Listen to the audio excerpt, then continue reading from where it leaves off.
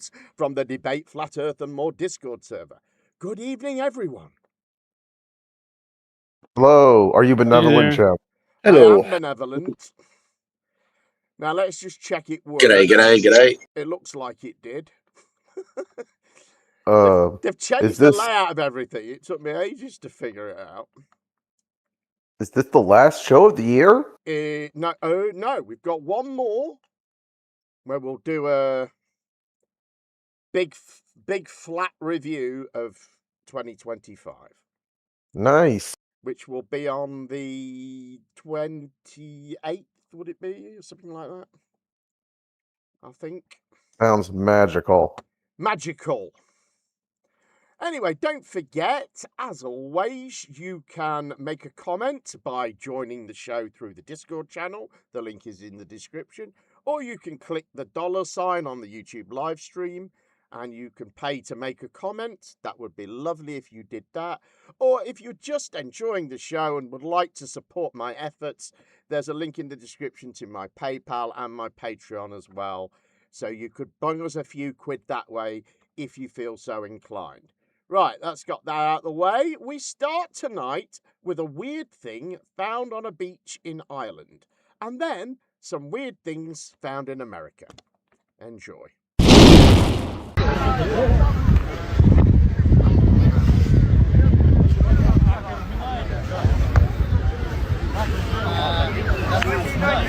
Thanks, Bernard. Now, finally for now, a mysterious hole on a beach has caused a stir in North Dublin. A local astronomy enthusiast is hoping the crater in Portmarnock could be the aftermath of a cosmic event. It's a huge, mysterious crater that looks out of this world. But is it? The unusual hole on Portmarnock Beach stopped local astrophysics enthusiast Dave Kennedy in his tracks yesterday, and he's certain the small but heavy rock inside it came from up above. As you can tell by here, there's a scorch mark on this side here, so that would have been at the angle that it came down at. And it is weighty. I'm not sure if it's composition, but we're definitely going to have to find out. The striking hole soon caught the attention of passers-by, many hoping that what they're witnessing is the aftermath of a once-in-a-lifetime cosmic event.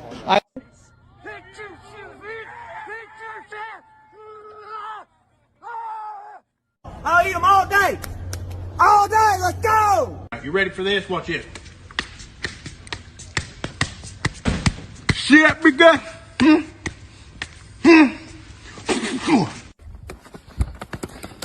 Come get you some! All day, baby! I'm gonna eat them all fucking day! Let's go, baby!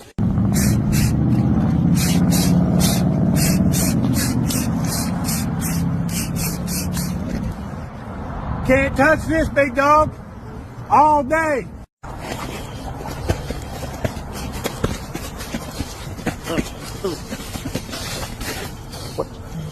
Yeah! Come get you some. Come on! Get you some. Bye-bye.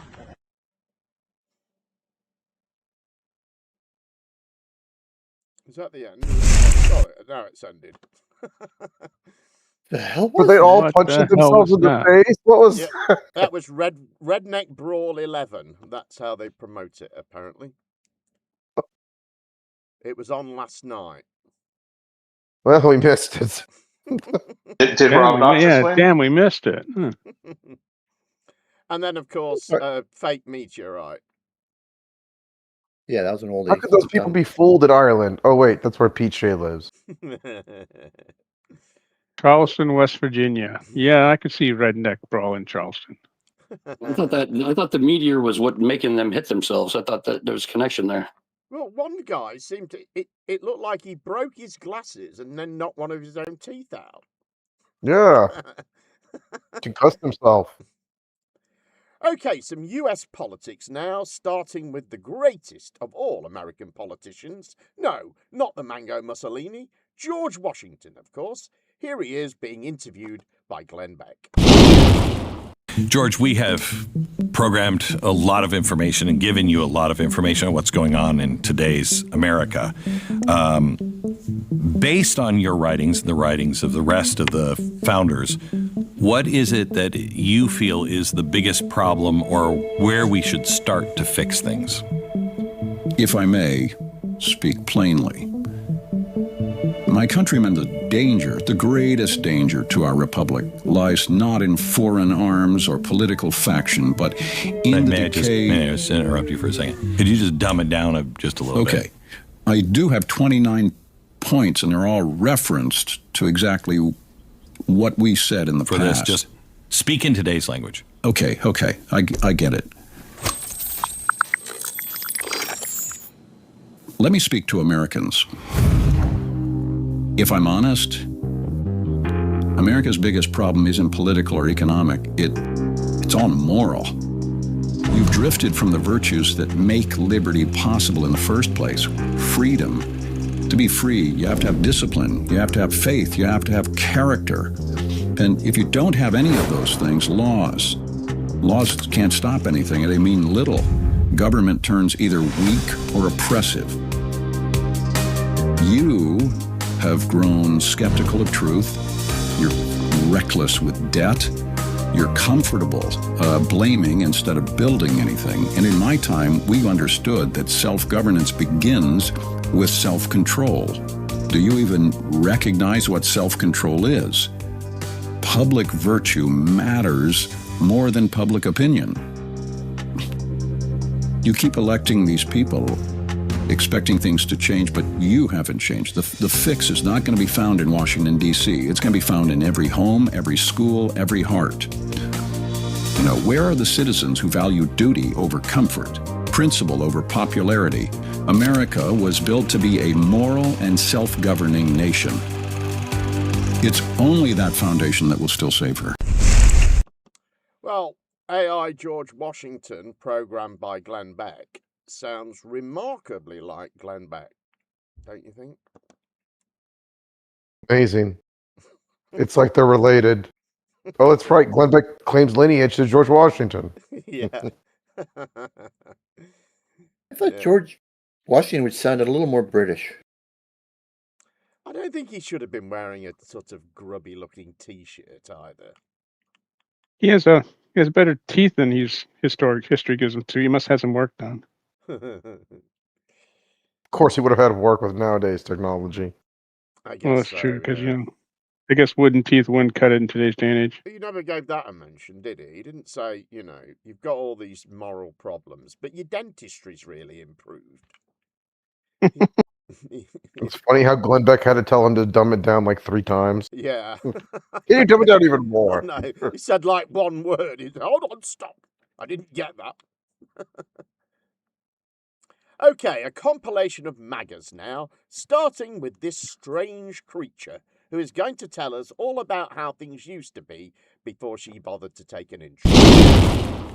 Trump didn't create the MAGA movement, but he sure did unleash that bitch. He woke up the largest political force in modern history.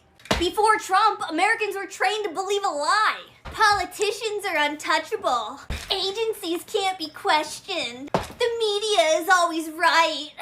Trump shattered that programming. He showed millions you can criticize the government. You can challenge the narrative. You can expose corruption. And you can demand accountability. And for the first time in decades, the American people realize that the government works for us.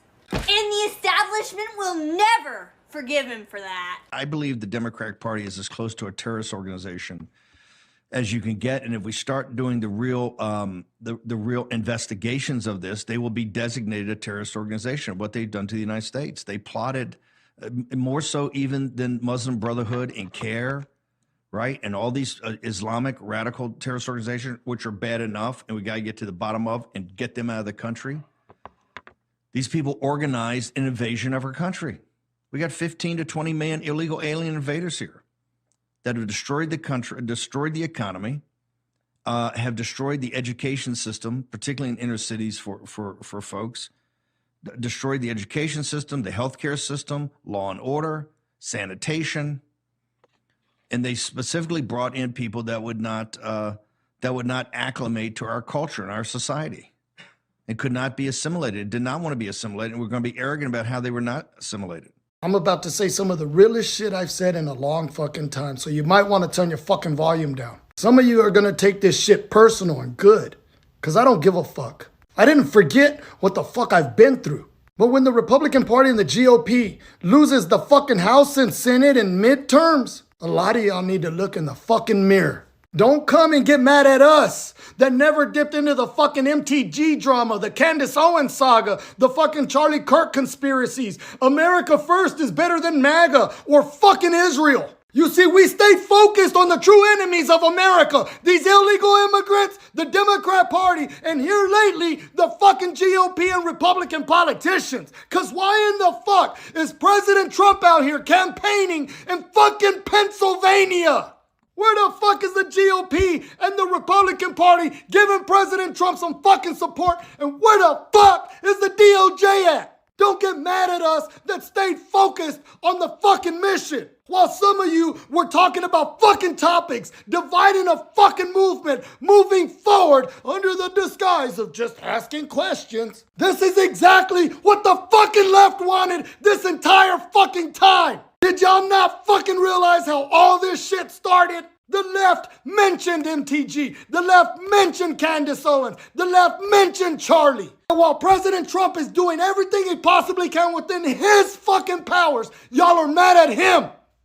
But not the GOP, not the Senate, not Congress, not DOJ. Get the fuck out of here. That our whole mission and movement has not a damn thing to do with Candace Owens. I am so sick and tired of watching my own side turn into emotional reaction junkies. I mean, every daggum week, it's another vague story, another suspense drop, another just wait, and y'all are falling for it every single time, like the good little soldiers you are. And instead of calling it for what it is, you're allowing this to divide us. You're picking teams. You're getting in your feelings. You're turning on each other because you have forgotten who the hell the real enemy is. Because while you guys are too busy beefing on the internet, our kids are being targeted. Our values are being erased. Our faith is being mocked. And our country is being hollowed out from the inside. But yeah, sure, let's sit here and fight each other over some podcast drama. Real productive. Here, let me remind you what we are supposed to be about. God first, family first, and America first. The mission was never about just one person with the microphone. The mission was about saving our country and saving the souls of the next generation. But right now we look distracted. We look fractured. We look like we're easy manipulated. And that should piss you off. So either we lock arms and we get back to the damn mission, or we stay divided and we lose everything that matters. It's time to grow up, lock in, and get back to what matters. God first, family first, and America first. Come after me, call me names, I don't care. Call me what you want, go down that rabbit hole, whatever. But when you go after my family, my Turning Point USA family, my Charlie Kirk Show family, when you go after the people that I love, and you're making hundreds and thousands of dollars every single episode going after the people that I love because somehow they're in on this, no. You know, I have to say it, I've never seen you like this. No, this is righteous anger because this is not okay. It's not healthy. This is a mind virus. Yes, I believe in our judicial system. I do. We have a hell of a team working on this, excuse my French. But this is not okay. So you want to put these people back in the box where they've been creeping from? I don't care what box you're in. But just know that your words are very powerful and we are human. My team are not machines and they're not robots. They are human. We have more death threats on our team and our side than I have ever seen. I have kidnapping threats. I have, you name it, we have it. And my poor team is exhausted. And every time they bring this back up, what are we supposed to do? Relive that trauma all over again? They watched my husband get murdered. I have no idea how I would have reacted if I was there that day. And thank the good Lord that I did not have to see that happen. But my team, they are rocked to the core.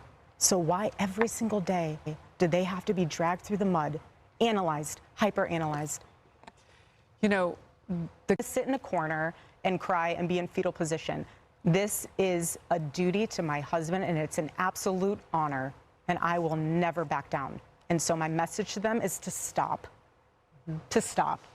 And that's what we will say here on Outnumbered 2. I work also in the MAGA Hispanic community, and you know the big thing that all the Hispanic Latino preachers are all, well, they'll tell you because they tell me, is they're concerned because attendance is down in the churches.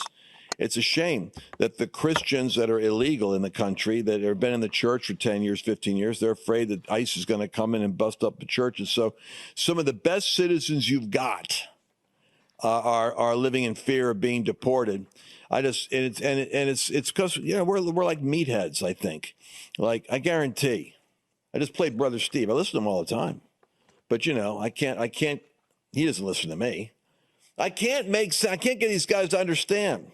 The MAGA base actually has the Hispanic pro-Trump population, the Christians. You got to do a carve-out somehow on those citizens that have been here for 10 years or more that are actually contributing, well assimilated, versus the ones that are coming in like the Muslim traffic that wants to take over America and declare Sharia law.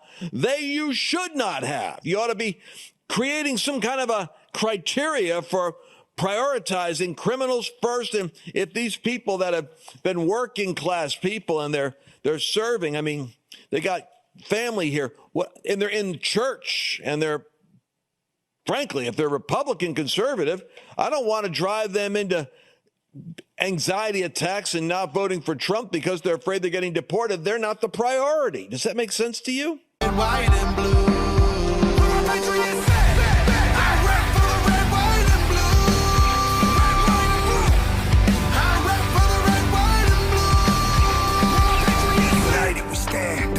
We fall. I'ma ride for mine. I'ma stand tall. We going to war right now. Let's go. I stick to the script. I live by the code. Watch out for the enemy. They fake and they lie. I find where they stay. I'ma set it on fire. Never back down. Keep your head up high. I represent for the stars and the stripes. Red, white, and blue. Salute to the flag. I'ma go hard till I'm in a body bag. USA, we don't play. If you go against us, we gon' put you in the grave. Red, white, and blue.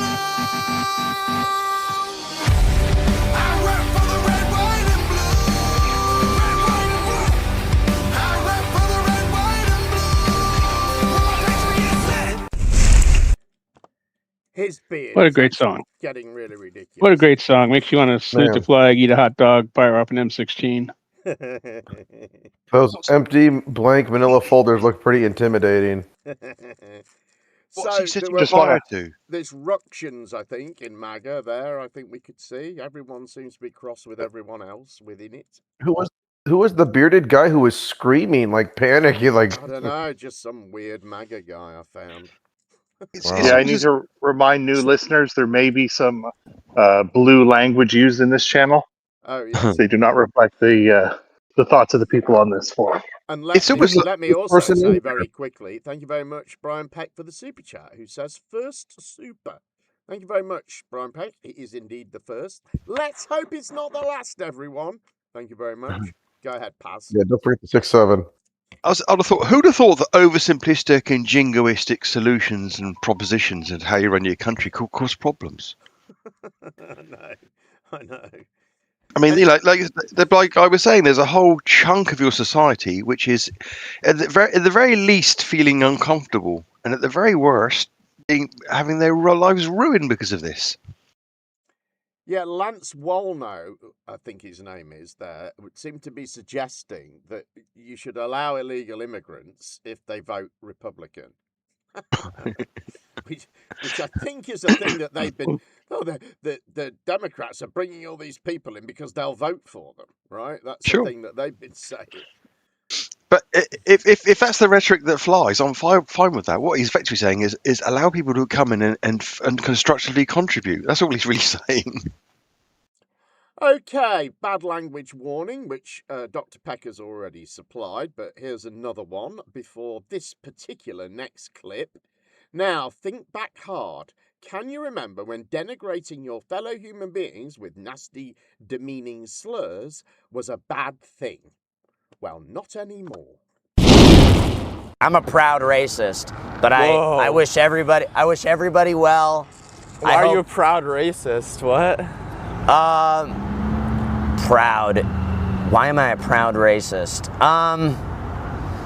Just because we got to get the truth out about racism and that there's nothing wrong with it, and that white people need to become racist if we're going to like take our country back. White people are colorblind and they think there's no difference between whites and other groups, and there is a huge difference.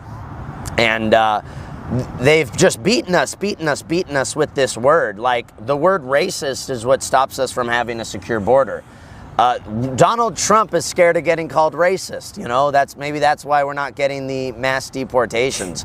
Until white people stop being scared of getting called racist, we're not going to take our country back. So I'm screaming at white people to wake up. This is why I want to normalize, you know, saying nigga, even saying nigger. Holy shit.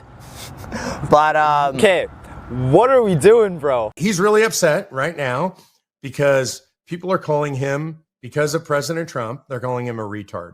And so let's talk about this word retard, because this has now been made very controversial.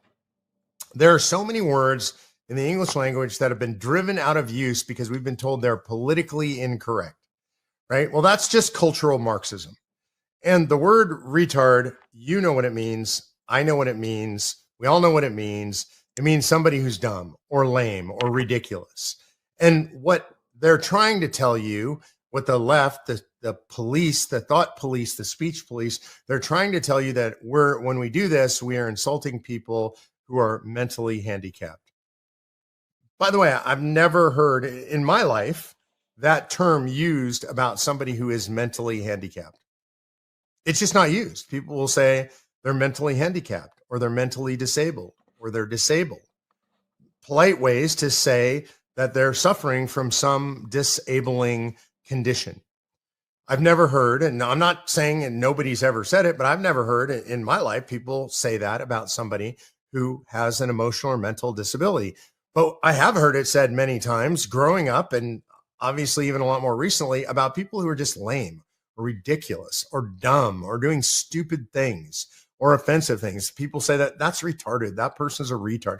So this has now come back into common use. And I'm actually glad it has, because it just shows we're recapturing language from the woke left. Homosexuality is degenerate. It is bad for the populace. It's bad for society. It's been incredibly harmful. We've seen a full court press against our own children as the sacrificial lamb in order to appease older gay men and make them feel better about themselves. It's wicked. It's predatory. And I think, it is appropriate for us to be able to call it what it is and say, wait a second, this is perverse, it's wicked, it's faggotry, and it needs to stop.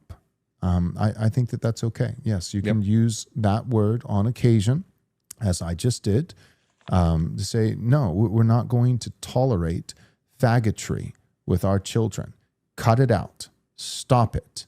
Say Christ is Lord. Stop it. I do think that we can use some strong language. It's all fine now, folks, you bunch of wankers. And I can say that, right? Because it's fine. Thank you very much to Biggest Doggers for the PayPal. Very much appreciated. Thank you for that. Sorry, go ahead. I'm thinking that the C word applies to all those people in those clips. Yeah. C word that Australians like to say, and sometimes Englishmen that we Americans can't say. Did anybody notice the conventional meme there? They tend to be sat in some sort of like library environment with shelves of tome books behind them, as if there's somehow this is a position coming from some like worldly wise position, you know? Yeah, it's long been a theme, particularly with the Christians, to have a bookshelf behind you. Right. I mean, it's just flat out now, and there's no getting around it now. It's just become unashamed. Right, that's the thing, and that's what it seems to be all about, right? It's be unashamed with these things. Just go ahead and say these vile slurs. It's all fine and dandy. There's no problem with any of it. That I don't And know. I don't know where this idea is coming from. and the irony is that when he said, "Oh, I've never heard retard used that way," and he gave his definition of what it is. He said lame, ridiculous, lying. He said about 4 or 5 things that are not in any way contextually connected. So it's just what you're saying is it's just a one fits all slur, as far as he's concerned. Right. He's not even pretending that it actually says anything particularly about the person. Right. Just chuck it around. Right. It upsets people. If you upset people, you've won. I don't like this timeline I've ended up in.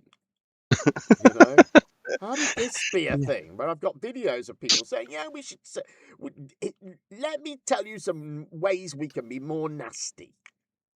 We haven't got a wood. That thing? Jem, we haven't got a Woodstock on the horizon, have we? Really? No, we haven't. Anyway. In the same vein, right-tard Nick Fuentes seems to be flavour of the month at the moment, as he appeared on various interview shows. Here he is, definitely not being anti-Semitic, and we know this because of the challenging interview technique of Steven Crowther. The country's being run by not just this class of people, but also this class of people who are not Christian. And they're not even like founding stock. They're not ethnically European. It's a hostile elite. It's not just any kind of specific tribal elite. It's a hostile tribal elite. And this is exactly how a hostile tribal elite would behave. They're driving the wars. They're driving the usury. They're driving the desecration of the church.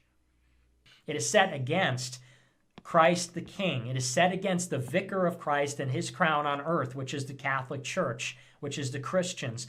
It is the Antichrist, is the Jewish state of Israel. The Antichrist is this usurping, it's this fake, it's this phony, it's this facade. They call themselves Israel, the world Jewry, and they call themselves the state of Israel. The real Israel, as Christ said, is the believers of Christ. The real Israel is the blood and the body of Christ. We know that, the body of the church.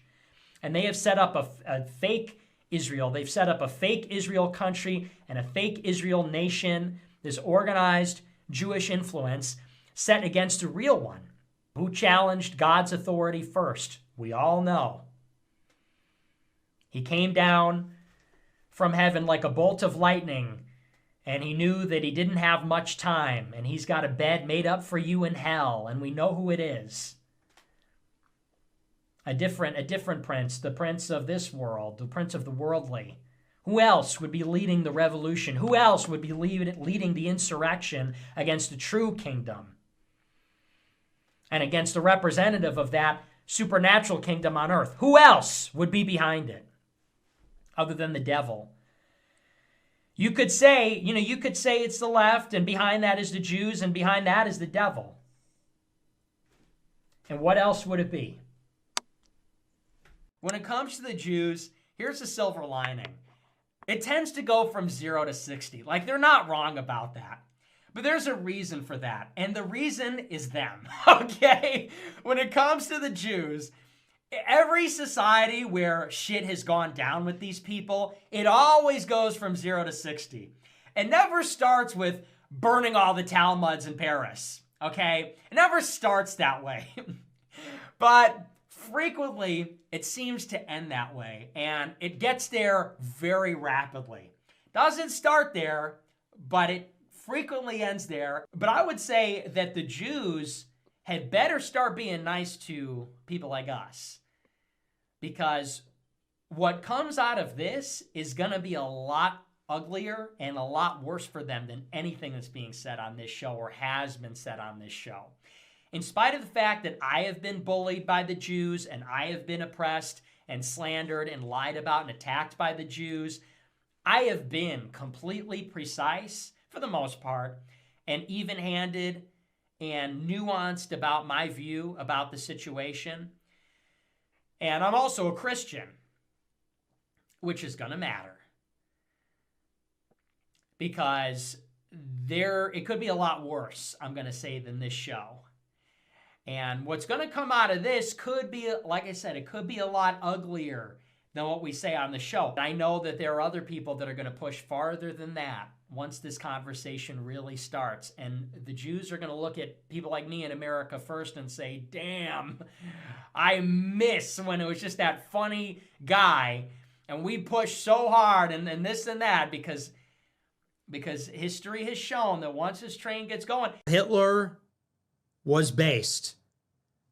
We all know that. We all know Hitler was based. But Stalin won.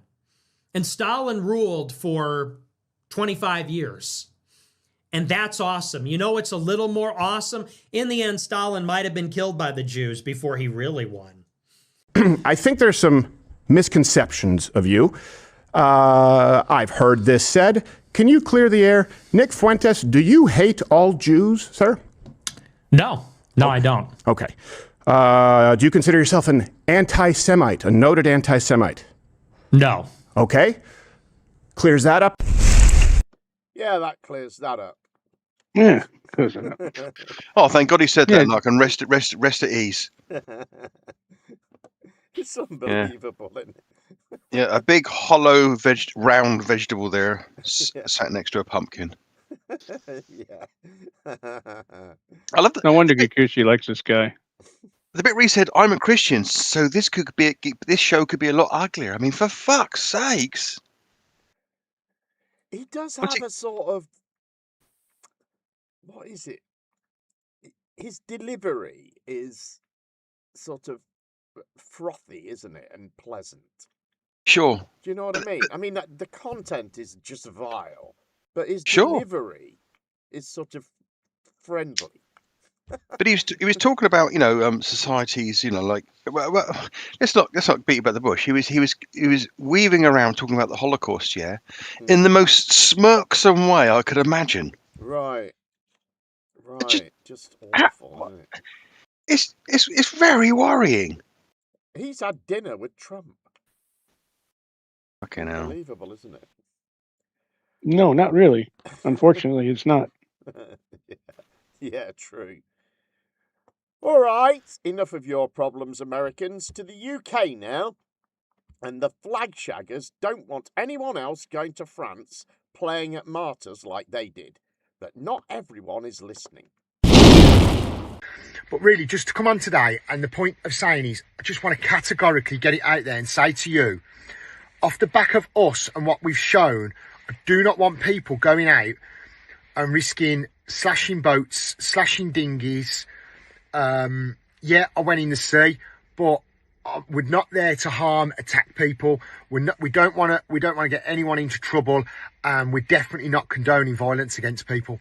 So I need to get that out there, and say how it is. Basically, I do not want you to go to France. Raise the colours. Does not want you to go to France, and involve yourself in criminal, illegal activity and putting people in harm's way. That's a categorical thing from RTC. So that's where we're at. That's what we want and we don't want. We've highlighted some weak points. We've highlighted where the 800 million's gone and where it hasn't gone. So that's categorically just what I want to say. Things like Andy Saxon, far right, and people were getting linked with him, and we're getting linked with people saying we're nothing to do with we're just our own entity. We're flag people that have gone and exposed X, Y, and Z. Okay? Love you all. Ladies and gentlemen, I'm just waiting to cross the border into France for a little solo mission. Obviously, a lot of the boys have been doing bits already, and I just thought I want to inspire men who feel like they need to wait for somebody or whatever to go ahead into France. I just want to say and prove to people that you can go and do it yourself. So I've been waiting to come across, been waiting to do something, waiting for the call, and I just thought, you know what, let's show true British courage and let's go do it alone, because even when the odds are against us, we still come out on top. We're a little bit early for the train, But again, punctuality, British by nature. I'm not gonna lie, right? I'm a little bit nervous, as you would be, right? I don't necessarily know what to expect, especially on my own. This is a dangerous situation. You're essentially walking into a war zone. We know how bad it is. But like I said, I want to prove, I want to show people that this is what we're made of. We can do this sort of stuff. Right? It's in our blood, it's in our DNA. And, you know, it's kind of sad for me, right? Because I've had a fucking really shitty year. And I've not been away, I've not really treated myself, done anything. And, you know, I'm going out my way now to travel abroad, to do what's right, you know. I've made that choice, and this is not some fucking noble speech about it. It's just, you know, I unfortunately I'm not able to protect my daughter from these monsters. So my mission, my end game is to protect the other children of our nation. I don't have that blessing. So I want to, yeah, one day she'll know. But yeah, wish me luck, guys. I'll let you know when I'm out the other side. God bless. Northern France, essentially a war zone. Yeah, the queues for the duty free are a nightmare. What are they doing? Going to France and putting up British flags? Or No, they tried to stop the boats on the beaches. You know, when Oh my God! try and So he's gonna stroll down the beaches in an organised crime cartel of, you know, multi-million-pound organised crime cartel, and just start getting his penknife out and just stabbing their boats. Well, we saw what happened last week, didn't we? Well, you didn't actually, Pazza, but No. What's his name? Ryan, who was in the first clip, who was saying don't go out there. But they went and visited some like immigrant camp and got chased away. And he was, right. He was squaring up to these guys. I'm not scared of you. I'm not scared of you. And in the end, he was in a full-blown, like, panicked run away from them. Right. It was really funny. What do they mean? What did that guy mean by couldn't protect his own daughter? Is it? Or do I take it? I think he's not got custody. Right. Okay, that makes sense. And he lost his job this year because he did a video, a TikTok of him flying a flag on this building that they were working on. And he used the cherry picker to go onto the roof, and he had no safety gear on. Didn't have a helmet on or harnesses or any of the stuff that he's supposed to have. And he posted this TikTok. So his company immediately fired him. This is crazy, isn't it? I mean, putting up the flag because they could get fined thousands and thousands of pounds for allowing him to do, or for him being able to do that. You know what I mean? They could get into all sorts of trouble. This is crazy, though, isn't it? If you think about it. I mean, if he'd have been born, you know, when we were young men, like 25 years ago, whatever. Okay, right? He would have just been a belligerent, ill-mannered bigot at work, and he wouldn't have had any of this nonsense we've had in the past 2 years streaming into his head. Right. You know, there'd be no doom scrolling at bedtime. It'd be the two Ronnies, a couple of documentaries, and they're not into bed, yeah. And he would have probably lived what anybody else's standards, a completely normal life. But here we are in this world now where they are bombarded by all this shit. And look where he is. Right. It's not done him any favours, is it? No, he lost his job because he wanted to be a hero on TikTok. I mean, it's just you know, he wanted the adoration of people. You know, on people become addicted to it, don't they? The adoration of people you never communicate with, let alone know, let alone communicate with. It's just nonsense. I keep hammering away at it. You know, I've been going about 6 years now, but I still can't get anyone to adore me. Like millions of pounds. I'm as loud as I can be. I don't know why it's quiet. I don't know. You just. But all the millions of pounds made up for it, didn't it? Yeah. Okay, over in the Irish Republic, the same anti-immigration narratives exist, along with a legacy of freedom fighting, terrorism, call it what you will. In our next clip, the two are combined. followed by some English copycats, and then various loons predicting a civil war. To the people of Newry, Mourne and Down, we, the New Republican movement, have watched their councillors and MLAs over the past 12 months. The level of disrespect shown to the people who put you into power, this cannot be ignored any longer. We are proud men of Ireland, we are patriots. Your policies and decision-making in regards to flooding our communities with undocumented military-aged men is not acceptable. We will not sit back any longer and watch our culture and religion destroyed by the people we put in power. Also, the sexual indoctrination of our children in schools has not went unnoticed either. The New Republican movement will take immediate action against anyone who threatens our ways of life and the safety of our women and children. We have your addresses and known your movements. Every one of you are legitimate targets as of today. The New Republican movement, the 28th of 11/25.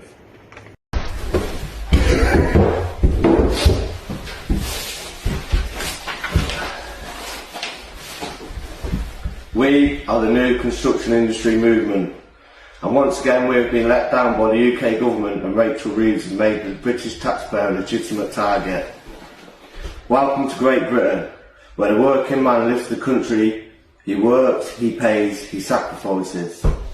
Rachel Reeves promises growth, yet somehow the only thing growing is council tax and the price of cheese. Hotels filled with migrants, all bills covered, 3 meals, warm rooms, paid by the man eating cold beans after a night shift.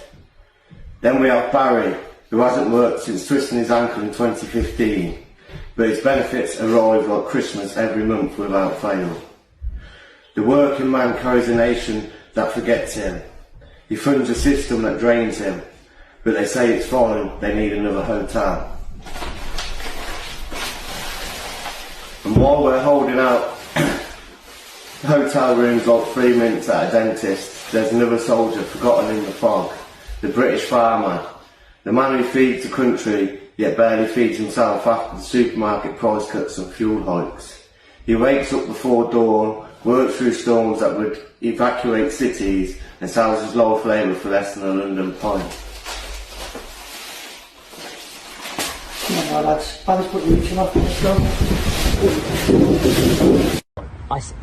Well, listen. This is what they're doing at the moment. Listen, the fight still. You watch the fight that's happening now. Why do you think they're putting them in military bases right now?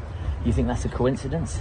They're fortifying them, and there's a whole agenda that's happening underneath that is a lot more cynical, sinister, and a lot more darker than you think. What do you mean by that? The people in being imported are part of a wider narrative. Military plan? 100%. Because everyone says they're fighting age military, and I've seen some interviews of them basically all saying they're military, whether it be Afghani, from different countries. We are teeing ourselves up for the biggest disaster, and I would say probably not next year, but in 27. There's a ringing through the grapevine that something's going to happen in 2027.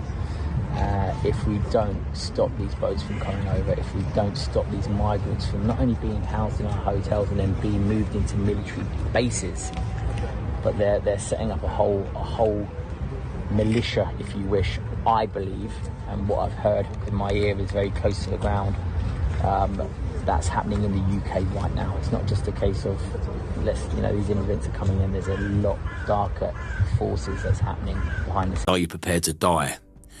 And I ask that because I fear that we will come under an attack very similar to October the 7th in the UK. Do you believe that that's also a possibility stroke probability, considering the amount of radical Islamists we've got in the country? 40,000 of them we know of on the MI5 list. God knows how many we've got that we don't know of. It's 80,000. So we're being lied to yet again. Every single market, every single street, you can't drive down without a barrier being there. Why is that? Why have we had to put these things up? Remember what happened at the Germany Christmas market? That's a perfect example of why those barriers are there, because there's always some maniac that wants to get in his car and run as many people over as he possibly can for political gain or just for some psychotic, perverted reason in the name of his own extreme religion. Okay, so it's it's apparent they're here to fight us. All along, the elites had it planned, putting them in hotels so that the British people would get angry, would protest, march to hotels, burn down the hotels or damage hotels, so the elites can then say, we will house the migrants in army camps. That was their plan all along. Now, a lot of people are going to be saying to themselves now after hearing this is like, why would they do that to us? We are British people. Why would our government and our army do this to us? Well, it's obvious. I've already told you in past videos, these elites are not the same race as you. They are not the same beings as you. I've said it before. Just because they have the same skin color as you, it does not mean that they are the same as you. They do not feel the same as you. They do not think the same as you. They are not the same as you. So they don't care about matching you up against an opponent to take you out. Remember, they want to decrease the population on this realm. This is like a game to these people. It's a game. Like Hunger Games. Like The Purge. You've got to remember, directors warn us what is going to happen, and they do these in their films. And they expect some of you smart people to connect the dots. Like the film Civil War, connect the dots. They have to warn you. I've said it again in past videos. It's called universal law. They have to warn you. It's how they escape immediate karma, because they've told you in the film and you've gone and watched the film. So you've accepted what they are going to do. Have to cause chaos in the communities. So every now and then they will release a crazed Muslim man that will run in the streets and shout Allah Akbar and stab someone to anger the white community. They will release some nut job, some black man, to go and stab someone. They know what's going to happen. Like I said in past videos again, they have these people on call. These kind of people are on call, and they release them when they're ready to go and carry out the crime that they want them to carry out. All these things are designed to keep different races separated, so that when the big war does happen, whether it's 2026, some people have prophesied 2026, some people have prophesied 2027. I don't really care about it. All I care about is being ready for when it does kick off. Because it's not going to be a tickling competition. They're training these migrants, military training. So they're going to be able to fight. If they can't already fight now, they're going to be able to fight. And they're going to train them with guns and whatever. It's going to be military training. So all those of you guys that thinking, oh, what about our army? Your army is behind this. I've told you this before. The army are shipping in. How do you think some of these guys are getting in? They're getting brought in by boats, by army, official army boats. And now they're being brought to army camps. They put a record of about 10,000. They stated 10,000 men are going to these military camps. Now, when they give a number like that, you've got to quadruple that number. These are men that are being trained to fight. And they're coming to fight us, the British public. You need to be able to fight and ready to fight for your country because it's coming. It's coming. Be ready to fight. I mean, which country are we fighting for again? The UK. I mean, that last guy, Morpheus Angel. I mean, that is quite astounding, really. I mean, I could quite. At one point, he said, "They're not the same as you," yeah, and I can quite imagine that in the 1950s, some Enoch Powell-esque black shirt saying, "They're not the same as you," as the first wave of his grandparents arrived from the Empire. Not even the 1950s. They were still Tommy Robinson and his lot were still saying that in the 1980s. It's astounding, isn't it? Right, it really He's is. going, you know, and by the way, he mentioned army boats. If anybody's interested, they're actually called navy boats. Yeah. The army's not particularly good on boats. I don't know if anybody knows that. It might be worth writing that down if anybody's listening.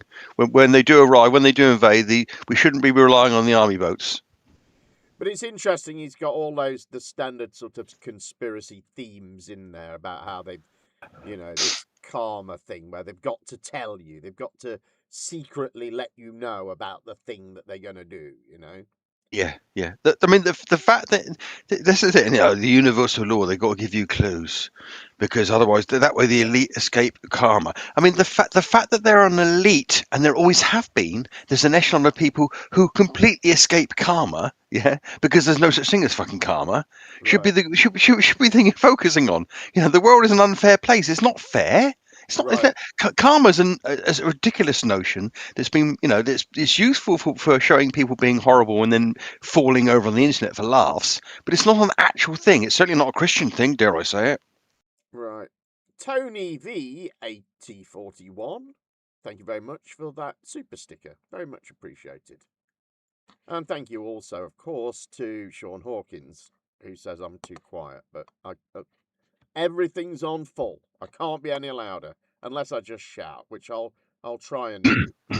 Okay, after spending the last 6 months hijacking our nation's flag to make a political statement, Tommy Ten Names has decided to move on to hijacking our nation's religion. Take a look.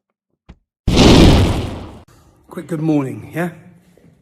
My question is, will you be in London for the biggest carol service this country's seen?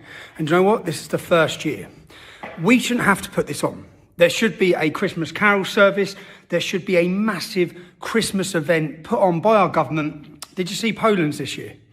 Did you see Poland's Christmas market switch on? All the lights all lit in the colours of their country, the celebration, everyone in their capital city coming out for it. We want that, yeah? Well, this is the first year. We're going to organise it within 4 weeks, unite the kingdom, put the Christ back into Christmas. Let's start focusing on our days. It's the first year. Wait till next year, the year after. We're going to do it every year. People will end up travelling from around the globe to our Christmas event. Guaranteed, yeah? This is the first year. Please come along. It's not a protest. It's not against anything. It's literally a celebration of Christ, a celebration of Christmas, a celebration of Christianity. Music, gospel bands, musicians, opera singers. We are going to have it all. It's going to be a beautiful few hours to come together with your brothers and sisters to celebrate Christ. It's on the 13th of December. It's going to start about 2 o'clock, central London, probably around Whitehall, still agreeing the exact location with the police. But again, we're not protesting against anything. It's literally a celebration. Bible readings, music, celebration, beauty. It's going to be beautiful. Make your plans. Please come along if you can support it. Is it UTK Christmas? We're going to have a beautiful stage set up, beautiful. It's going to look beautiful. It's going to be beautiful. It's going to feel beautiful. So make sure you're there, yeah? And again, this is the first one. And we as a country and as a community need to focus on our important days. Christmas, Easter this year. We need a parade, okay? They've stopped it. Our government has stopped everything. Everything's been cut back across the country. So we need to fill that space. And then they'll want to take it back from us. But they're not going to be able to. We the people for the people, first Christmas event this year. Make sure you're there, 13th of December. Start about 2 o'clock. I look forward to seeing you all. I'll be there celebrating, peacefully enjoying Christmas with some beautiful Christmas carols. Hello everyone, Minister Ricky Doolin here.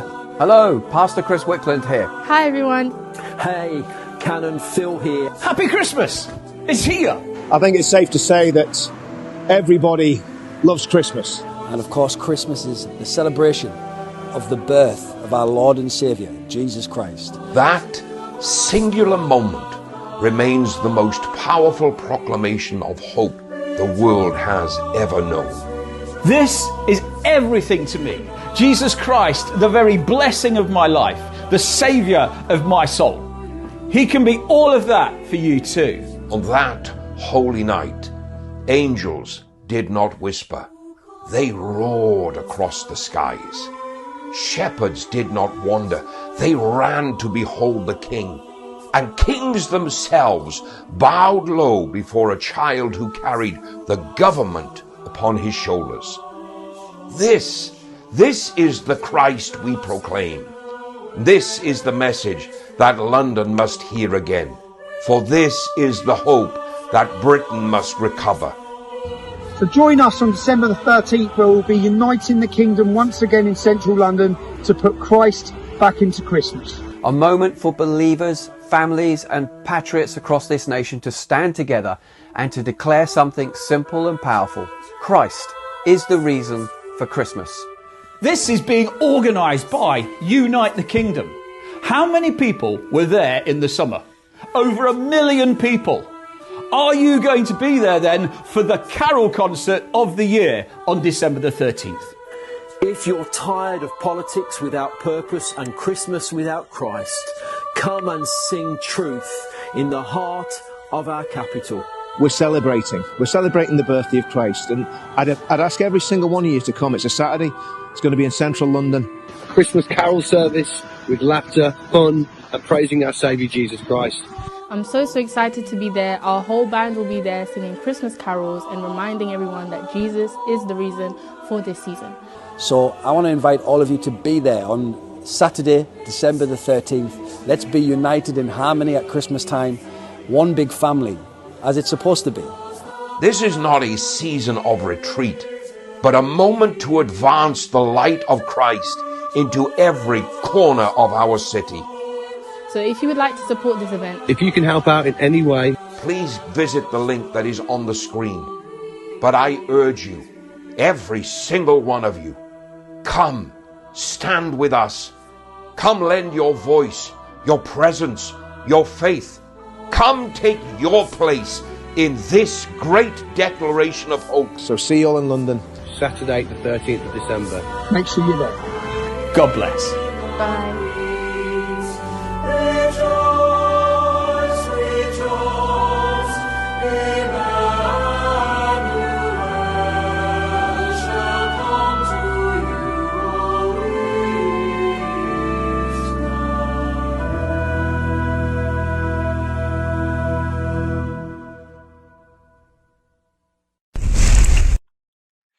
Good old Tommy 10 names there, gone all religious on us.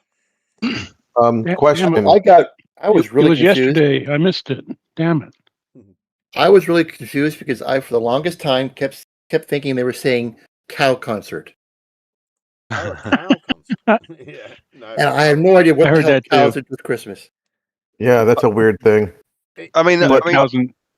He's got a point though, Toby. I mean, we have lost all notion of Christmas in London. There's nothing to celebrate other than the Christmas light Oxford Street switch on in early November, the Regent Street switch on of Christmas lights, and the carol singing in November the 6th, the Covent Gardens November the 12th, and of course the tree in Trafalgar Square December the 5th, which is a gift from Oslo, which is a message of peace around the world, which is attended by 5,000 people. But other than that, there's no Christ in Christmas anymore in London. And a big carol service in Westminster Abbey. And but then we can't count the actual Christians, Jem. They're not what we're focusing on. And of course, at Easter, we want to have a parade because the government took it away.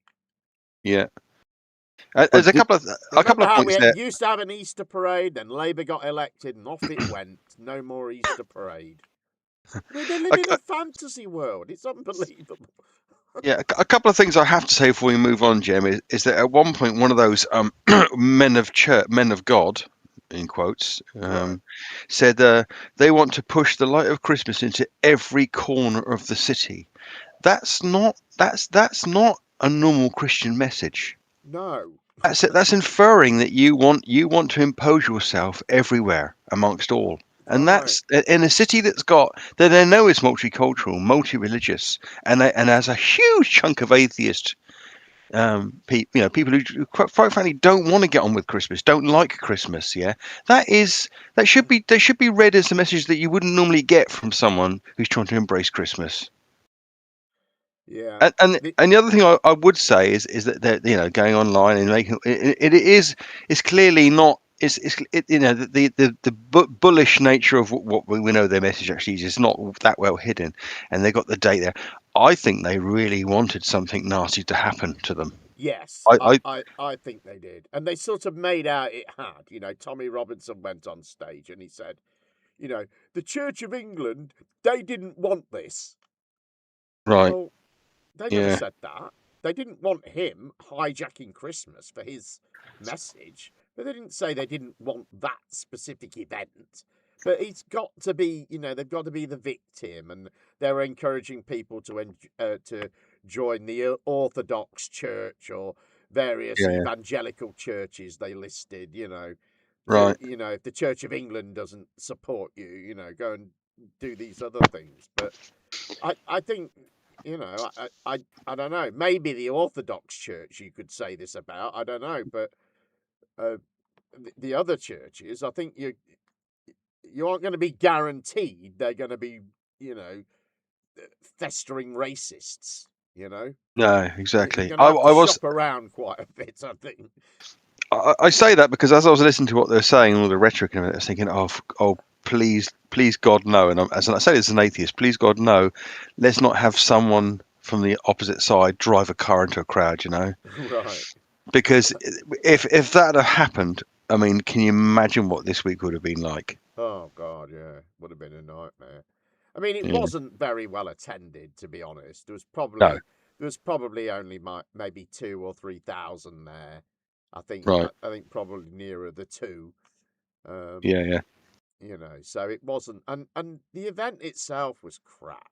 It didn't start till 3:00 when they said it was going to start at 2. They had a band on stage, fucking tuning up for like about 3/4 of an hour. They were just strumming away at guitars and fiddling with things. You know what I mean? In front of everyone. Which it became really annoying. And then the thing started, and it was quite lame. I thought, really. I thought. Right. I think he'd done it to raise money, because I think they probably appealed for cash for it, although we didn't hear him say it there, to be fair. And then I think they didn't spend the cash because the stage was tiny. They'd put a few Christmas lights on it, and they got a couple of little Christmas trees, but they hadn't, they hadn't really spent any money, I think, Yeah, that stage did have the magnitude of the average primary school nativity play, didn't it? Right. And he, when he did his big event, where there were 1 million people were there, the church just lying through their teeth to us. But he had like 3 big video screens for that. He didn't have any video screen for this one. Yeah. So they hadn't spent a lot of money, but he said it's going to be the biggest carol service ever or whatever bullshit. People aren't going to be travelling to stand on a London street in the freezing cold listening to a crap gospel choir sing some stuff, which is right. Yeah, exactly. All right, rant over. Speaking of Christmas carols, let's have some lovely Christmas music. Not too much of it. Brought to you by influential flagshagger Mrs. Kent. You can never trust a lefty. Never trust a lefty. Never trust a lefty with your kids. You can never trust a lefty with your. I forgot I put that little musical bonus on the end there. Oh, that's beautiful.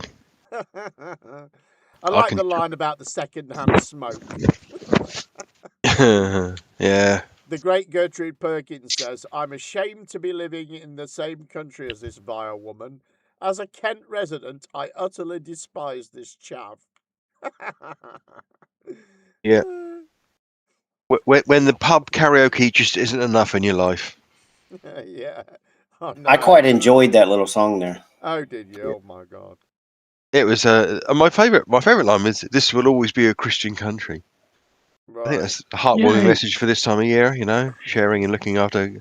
When Good King Wenceslas last looked out, he said to the "Oi, you fuck off! This is my castle." It's all part of the message. Yep. It was a very honest song. That voice about that verse about going with your people. You hardly see any other, your family. You hardly ever see in the smoke and stuff. Yeah. Oh, that Yeah. might a little bit too much honesty for a Christmas song. I know. I thought that it was a bit. It was a bit sort of madness. Our house. It was. And not our church or not our savior or Right. not Yeah. looking after and not having not having a thought for anybody else at this time of year. It was literally someone who's describing how they have a virtually atheist experience of Christmas. Yeah, not happy because some brown people might change the way that they watch the telly or what food they eat. Yeah. Yeah, someone's going to impose on their pagan traditions, Jim. Yeah. JDVU7JL says squeeze ripoff. I don't know. I mean, I don't know. I'm not that familiar with Squeeze, but I do know Up the Junction, which is a fantastic song. So I don't know. Maybe it is a Squeeze ripoff. That seems like a bit too good quality for me, for her to copy. I bet if it was Edwyn Collins, who was foaming at the mouth. I'm interested to know though, JD-VU7JL. How did you come to decide to have -VU7JL on the end of your name? It's just I see names like this with like the dash and then random numbers and letters all over the place now. And I wonder, I think it's Facebook adding them. it's what? I think it's like the services are just adding numbers. Discord is just adding letters to distinguish between the various Jameses. Do you think it is? No, I see it on YouTube. Yeah, I think YouTube's doing it also. They just randomly add some numbers on the Right. end. I just don't think keep you. seeing it all over the place, and I wonder what these accounts are Yeah, and where they're coming from. Maybe they added some. JDVU7JL can explain it. The thing was that Squeeze's "Merry Christmas" song was exactly denigratory of what she would consider a Christmas anyway. Their song was about the fact that we have this. Their Christmas song from the 80s was about the fact that there is these two characters coming into town from somewhere else, and they needed somewhere to stay, and they couldn't stay anywhere, and then it juxtaposed it against the UK, like Great Escape, Morecambe and Wise, Crackers and Prezzies kind of thing. Yeah. Right. I don't remember that at all. I bet No, I it would wasn't. if I heard it. Yeah. It was. I think it was an album track, but I do remember at the time because it mentioned Morecambe and Wise, and what else it mentioned was quite funny. I can't remember. It certainly wasn't anything bigging up our cultural interpretation of this this time of year, because from pretty much November in this country until December the 26th, everything that's happening is most of it is not remotely Christian or religious. Right. You're true. That's true. All right. Let's move on. Two more, and then we're with the flat Earth stuff. You may remember that last year some loon ploughed his car into crowds of football fans in Liverpool's Water Street. Well, now we know why. It was the transcranial brain scanners. Take a look.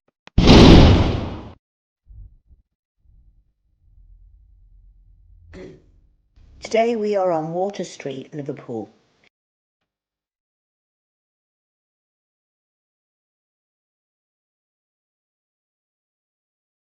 You may think these are cameras, but you'd be mistaken.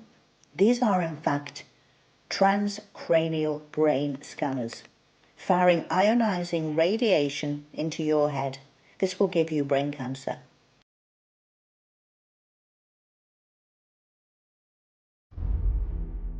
These are phase 2 ray assault weapons, which have 48 laser diodes.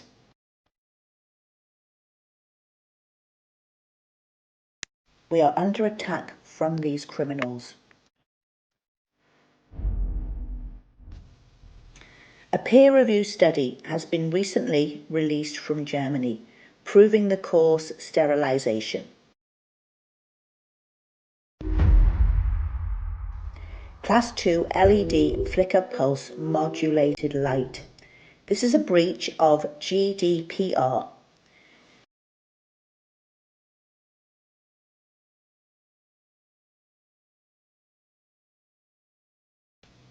The people need to contact the Department of Transport and the Council.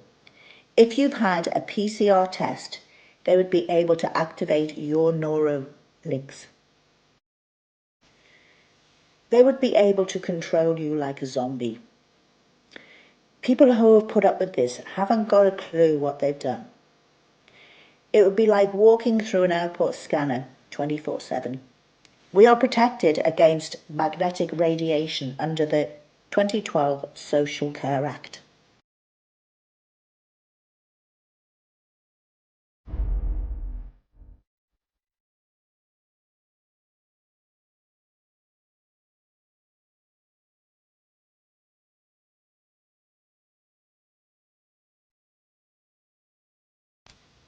This is not science fiction, this is science fact.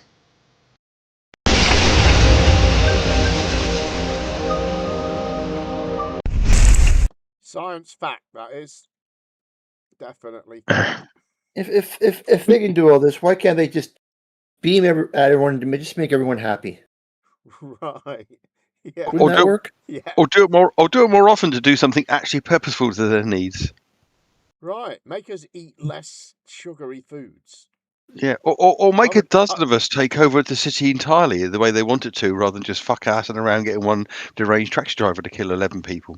I'd be going and soaking up the radiation all day long if it made me drink less Coke. Yeah. Is there a device to where if you just wave it in the air, it'll tell you the Tesla strength of whatever field you're in? Because if those are transcranial stimulators, boy golly howdy, you will see a lot of fucking Tesla. There's a lot of Teslas of magnetic field if that were the case. Because the transcranial magnets that are used in therapy are a minimum of 2 Teslas. Right. But this is the whole point, isn't it? The phrase used was transcranial brain scan. Well, you can't scan a brain. By definition, it has to be transcranial, because that means going through the skull to get to the brain. Yeah. But the reason that word's there is because it starts with trans. That's why it's there. Yeah, and it sounds a bit, sciencey, doesn't it? But they could say high pulse electromagnetic covalency. Yeah, they could say something like that, which I just made up on top of my head, and it sounds far more impressive and far more scary than transcranial. Unless the word trans is scary to you. It's interesting that they had this thing about the traffic lights, didn't they? And she said it was a pulse array something or whatever. Yeah, but they said that because the frame rate of the video captures like a flicker in the LEDs of the traffic lights, right? So right, like the LEDs have always flickered. LEDs always operate at frequency. Never will stop doing that. Right, and that's why she's saying, it's a pulse whatever it was weapon because they can see it flickering slightly. Were they citing Mark Steele? How do we get to a point where people think that lights that stop people crashing into each other are the problem? Yeah, she is a Mark Steele person. Yeah, she is a follower. Is mental care part of the NHS in England? Not really. Not in a very good way. No. Whatever way it is, this woman needs to avail herself of it. They had a policy that they introduced a couple of decades ago called Care in the Community. Oh yeah. When they shut down she needs the community asylums and stuff, and just she needs to have the community care for her a bit because I think she's a couple bubbles shy of plum, as we say here. Yeah. If she's a part of the Steel Gang, is she? Is this part of the Kill Grid, or is this something that runs concurrent with the Kill Grid? I guess it is part of the Kill Grid. Yeah.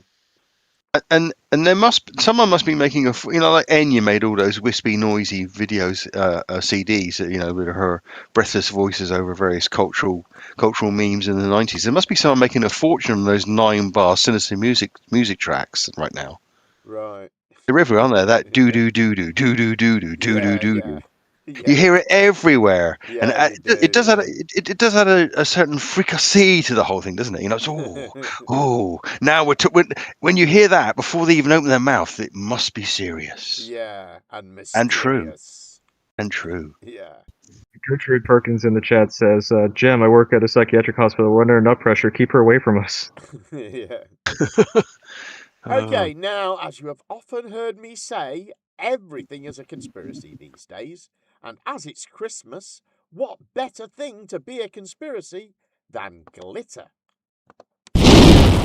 Yo, the glitter conspiracy is a rabbit hole you are not ready for. So I didn't know this, but there's legit only like 2 main manufacturers of glitter in the world, both of which are based in New Jersey, of all places. And yes, I'm talking like regular glitter, the same stuff you use in arts and crafts. One of these companies is like super secret and private, that apparently invented glitter themselves and is very hush-hush about everything. And the other is GlitterX. No one really thought much of it until it came out that we actually have a worldwide shortage of glitter back in 2018. Kind of a weird thing to be short of. So a journalist from the New York Times went in to interview the team at GlitterX to find out. She casually asked if she could tour the factory, and surprisingly, GlitterX told her absolutely not. Like, there was no debate about it. She was strictly not allowed to see how glitter was made, and wasn't even allowed to be in a nearby room to even hear how it's made. So instead, she was just left to interview a manager at the company, and things just kept getting sketchier. She asks the manager if she could tell her what industry serves as her biggest market, and the GlitterX rep instantly, without hesitation, tells her, no, I absolutely cannot tell you. Confused, the journalist asks her if she knows who their biggest customer is, and she replies with,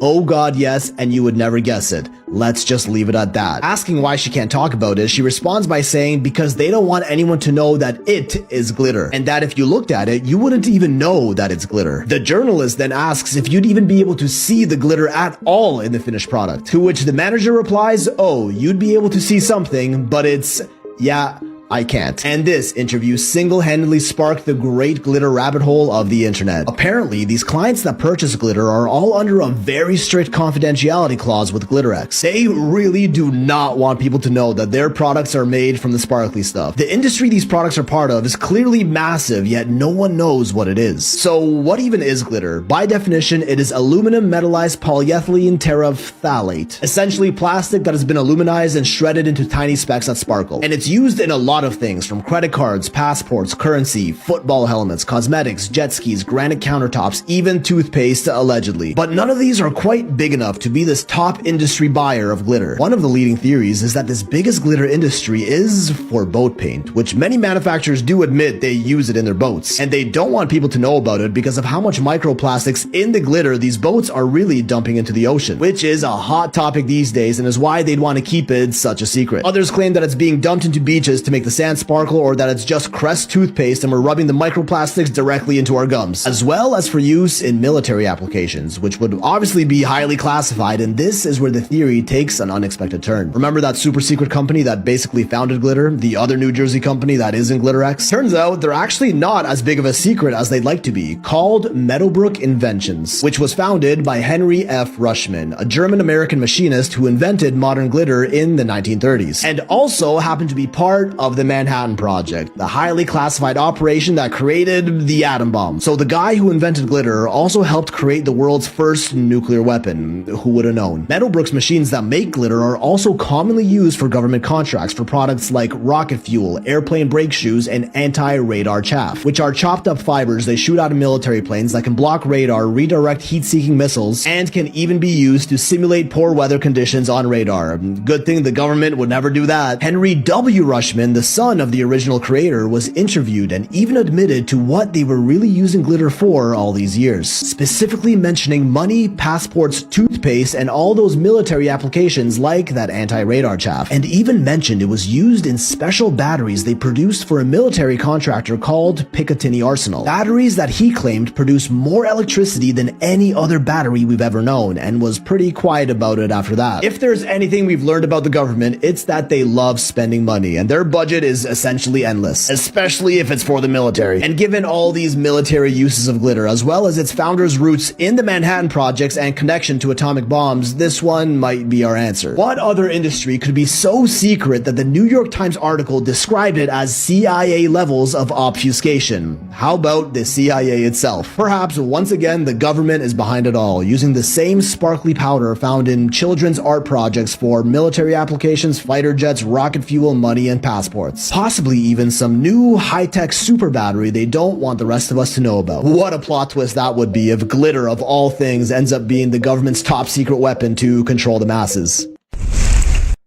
Yeah, folks, glitter. It's used to control the masses. Oh, so, New Jersey is not the garden state, it's the glitter state. Well, there might be two companies in America who are very secretive about their glitter applications in military and anti-radar stuff, but there are 20,000, just to 10 seconds on Google, there are 20,000 varieties of glitter manufactured worldwide. The global glitter industry is worth 1.49 billion. I mean, what do these people think? That every single piece of tat imported from China has a continuous stream of glitter going the other way? He's American. They don't know about other countries. But glitter is traded by more than 180 countries. I mean, 2,000 manufacturers of glitter. Glitter. Don't forget the gays like glitter too, and that's the problem right there. Yeah. Oh, I just remembered. Actually, there was more of that music, wasn't there, behind him? Did you hear it? It must be true. It must be true. Okay, let's get some flat earthing done, starting this Yay. week with an offer they can't refuse. Although, of course, they will. Take a look. Hi, I'm Tim Boyle. I'm the CEO here at Columbia Sportswear. And this message is for flat earthers. You guys claim there's an end to the earth? Well, just go snap a picture. Send it to us, and you get the assets of the company. All of it. No paperwork. No lawyers, no catches. I'm Tim, there is some paperwork. Hey, we're giving you all this. This. There's a lot of good stuff in here. This? Has a note on it. This.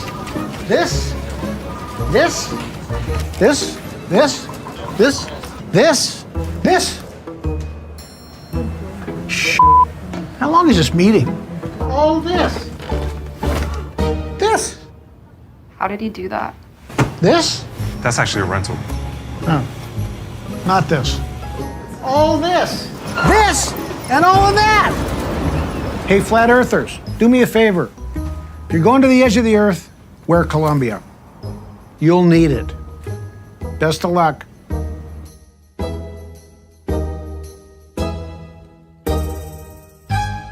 We done? Ah, that's nice, isn't it? I don't think he's taking them seriously. No. I'm getting something there.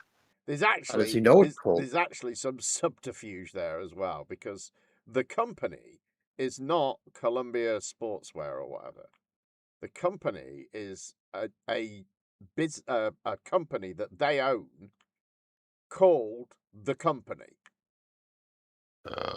So See. it has assets worth $120,000 apparently. Oh, that's how he's just inadvertently added fuel to the fire there, isn't he? Yeah. He admits that somebody interviewed him about that, and he said that in the interview that they have this. They set it up. I can't remember why they set it up, but they set it up for some reason some years ago, and it's just called The Company. It's quite funny though. Anyway, hang on, I'm on the right one. Yes, I am. I spent a bit of time on TikTok last week because that's where the flat earth is at these days. Here is a compilation of clips relating to the ice wall. Okay, so I've been exposing lies and manipulation and deceit for well over 20 years now, but the flat earth thing is still a pretty recent investigation of mine, so there's still a lot I'm not understanding. I know there's some pretty awesome flat earth researchers here on TikTok, so I wonder if somebody can give me some insight, please.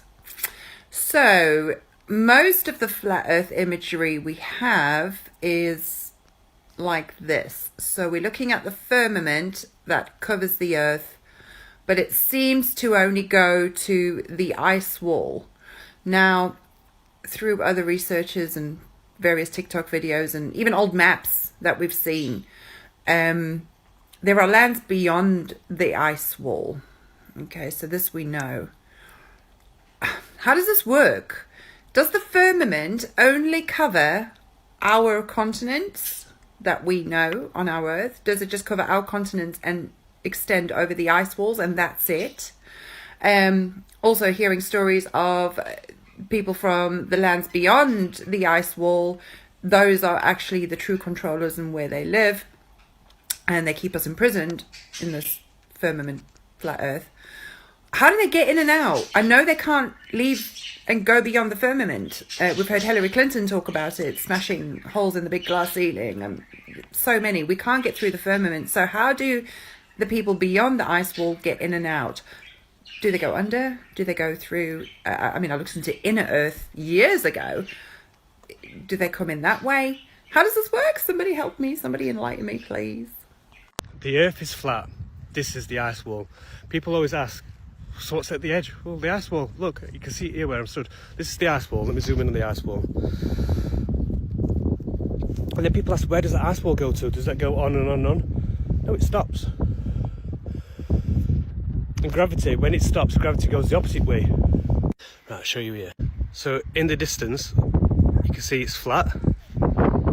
See it? Let me go left. I can get about a good 360 because I'm on a little island, and it's flat. I'm going all the way around 360 and it's flat.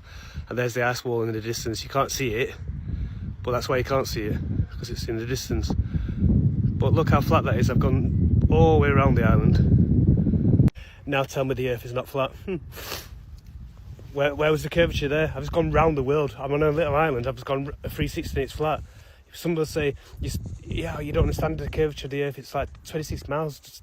Just one little curvature. If they're not gatekeeping something down there, I don't know what this is. An amateur pilot just flew over Antarctica and is now being detained against his will. His name is Ethan Guo, and he was met with men in black suits upon landing there who placed him under arrest. Ethan was on a mission to raise $1 million for childhood cancer research by being the first person to fly solo over all 7 continents in the world. After journeying for over 360 days, the last continent on his list was Antarctica. He was flying from Chile to Argentina, performing an extended flyby of the Antarctic rim he was later planning on going to, when poor weather conditions forced him to make an emergency landing in a public airfield on King George Island in Antarctica. At first, he was met with the airport security team and firefighting staff to make sure he was all good, and they welcomed him into their base. Everything seemed fine, and he was even clear to continue his journey after about an hour, when all of a sudden, men in black clothing came and arrested him as he was about to leave. They took his phone, strip searched him, inspected his entire plane, impounded it at a local hangar, and then finally placed him in a holding cell under guard supervision, denying him access to Wi-Fi or any contact with the outside world. Turns out, those men in black suits were the Chilean Navy, claiming he violated international aviation rules by submitting a false flight plan to Argentina and then faking an emergency to land in Antarctica. But as mentioned, this is a public airfield in Antarctica, which isn't owned or governed by the laws of any country in the world. And typically, emergency airplane landings grant you immunity from regulations and protocol to ensure your safety above anything else. Yet they threw all that out the window and placed him on a 90-day travel ban while they investigate, and now he's just stuck in Antarctica. And he can't even leave the facility he's in without being supervised by a guard at all times. Not like there's anywhere he can go, but he's now essentially being held hostage in the most remote continent in the world. Which begs the question, did he see something during his flight he wasn't supposed to and is now being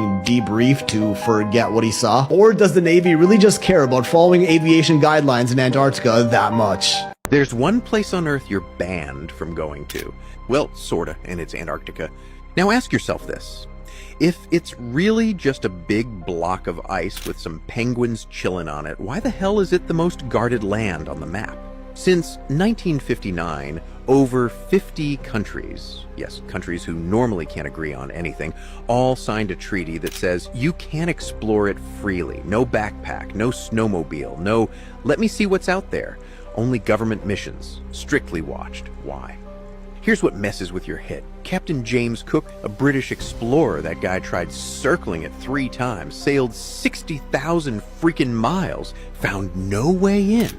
But he did find huge ice walls, giant, towering, frozen cliffs, like the edge of a giant bowl. So tell me, why are there 200-foot-high walls around a normal continent?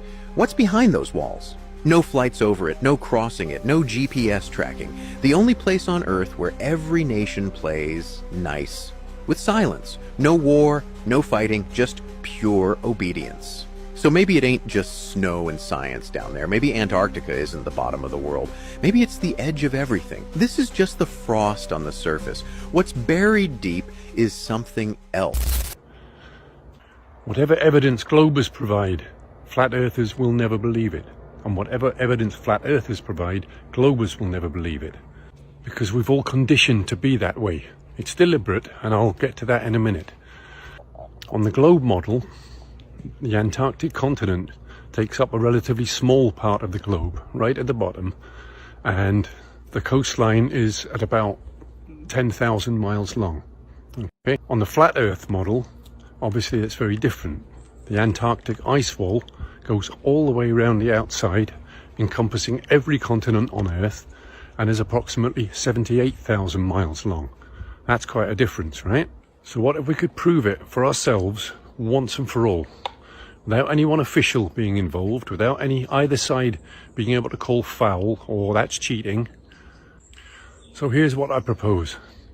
We get half a dozen of the most famous and outspoken globers, half a dozen of the most famous and outspoken flat earthers, and we put 3 of each into 2 different aeroplanes. All right? We start them off at the same point, and those 2 aeroplanes fly off in opposite directions, following the coastline, which means they'll meet approximately halfway round on the other side. So on both models, supposing they set off from the closest point to Chile, and halfway round, they're both going to meet up somewhere around Tasmania, all right? The difference will be the distance they've travelled and how far and how long it will take them to get there.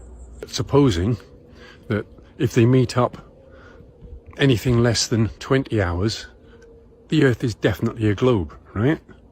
If they meet up anything after 60 hours, the Earth is very definitely flat. Now, if you give all 12 of those passengers a live feed camera, video camera, and also maybe one in the cockpit so they can see the distance travelled as well, all right, then there's no cheating, and one side or the other at the end of this journey, when those 2 planes meet up, is going to have to say what seems to be the 3 hardest words in this modern clown world: I was wrong. Now, this won't cost a great deal of money, relatively speaking, but I would finance it in an instant if I had the money. I'm homeless and I can't even afford a pair of socks.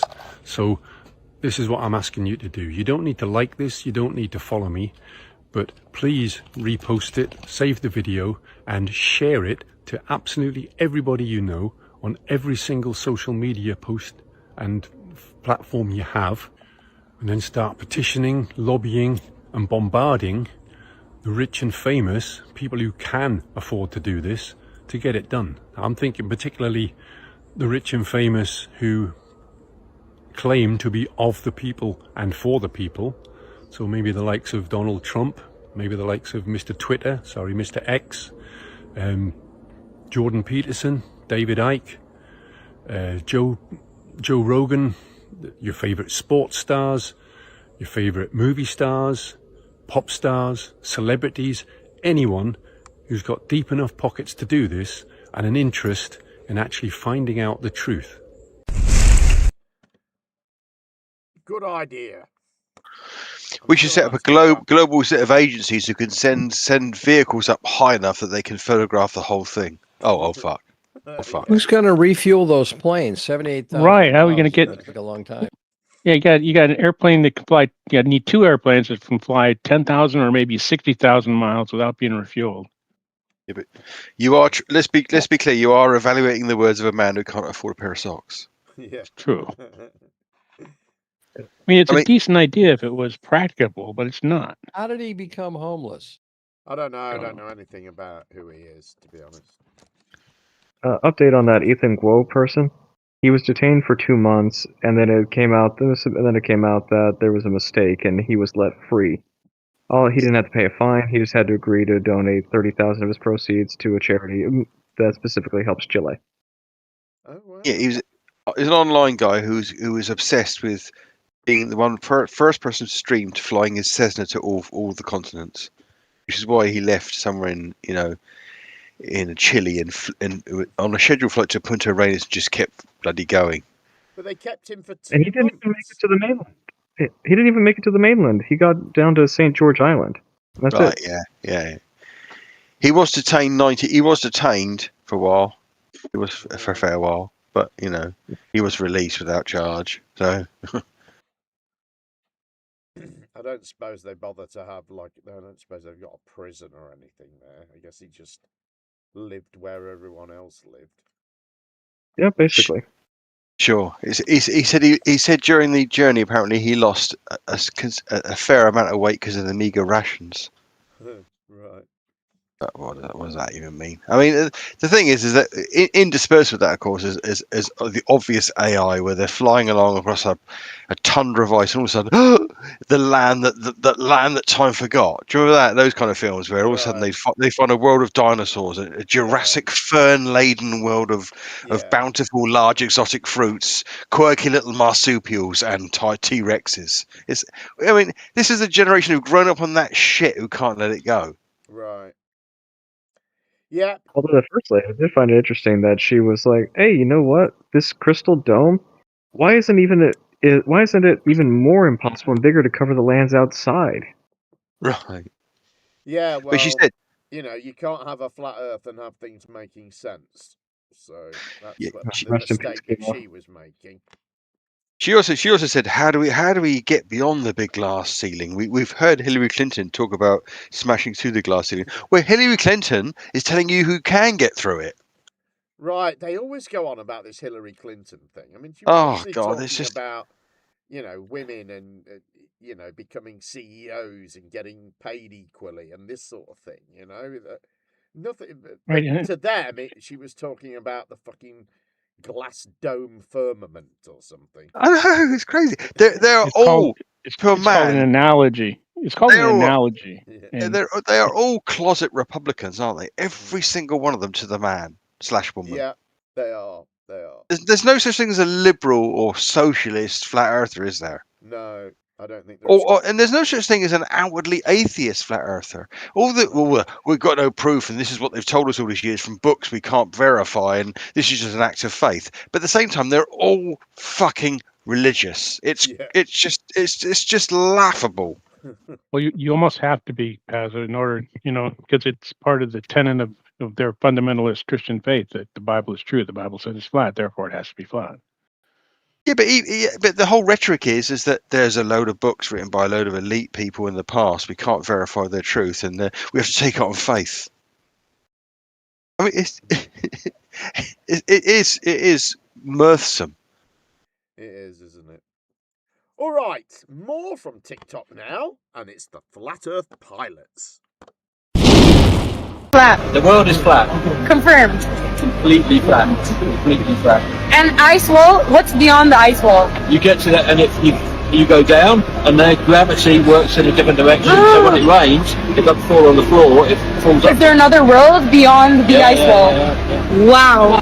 Guys, this might upset a few people, but I'm actually not a flat earther. I'm somewhere in the middle. I know that not a space agency are professional liars, so I can agree on that.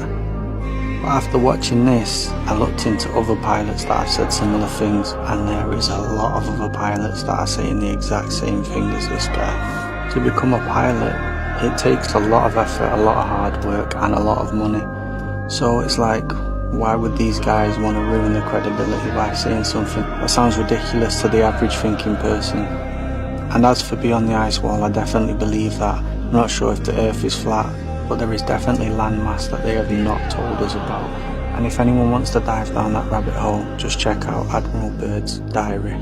There's no way that you can convince somebody of sound mind that if you take off from New York and immediately flip upside down, now your housing or your ADI is referencing upside down to you because you're upside down. It's right side up. It cannot deviate off level. It doesn't matter how much fuel you got in your tanks. It doesn't matter if you're a helicopter or an aerostat or a fighter jet. That gauge will always reference level. It has to. Because otherwise it would be a poor reference. And if you could manipulate it, why would you even have it in the airplane or your aircraft? But if you go and take off 2 miles away, do a barrel roll, you're now flying upside down. At what point does that gauge show you back right side up?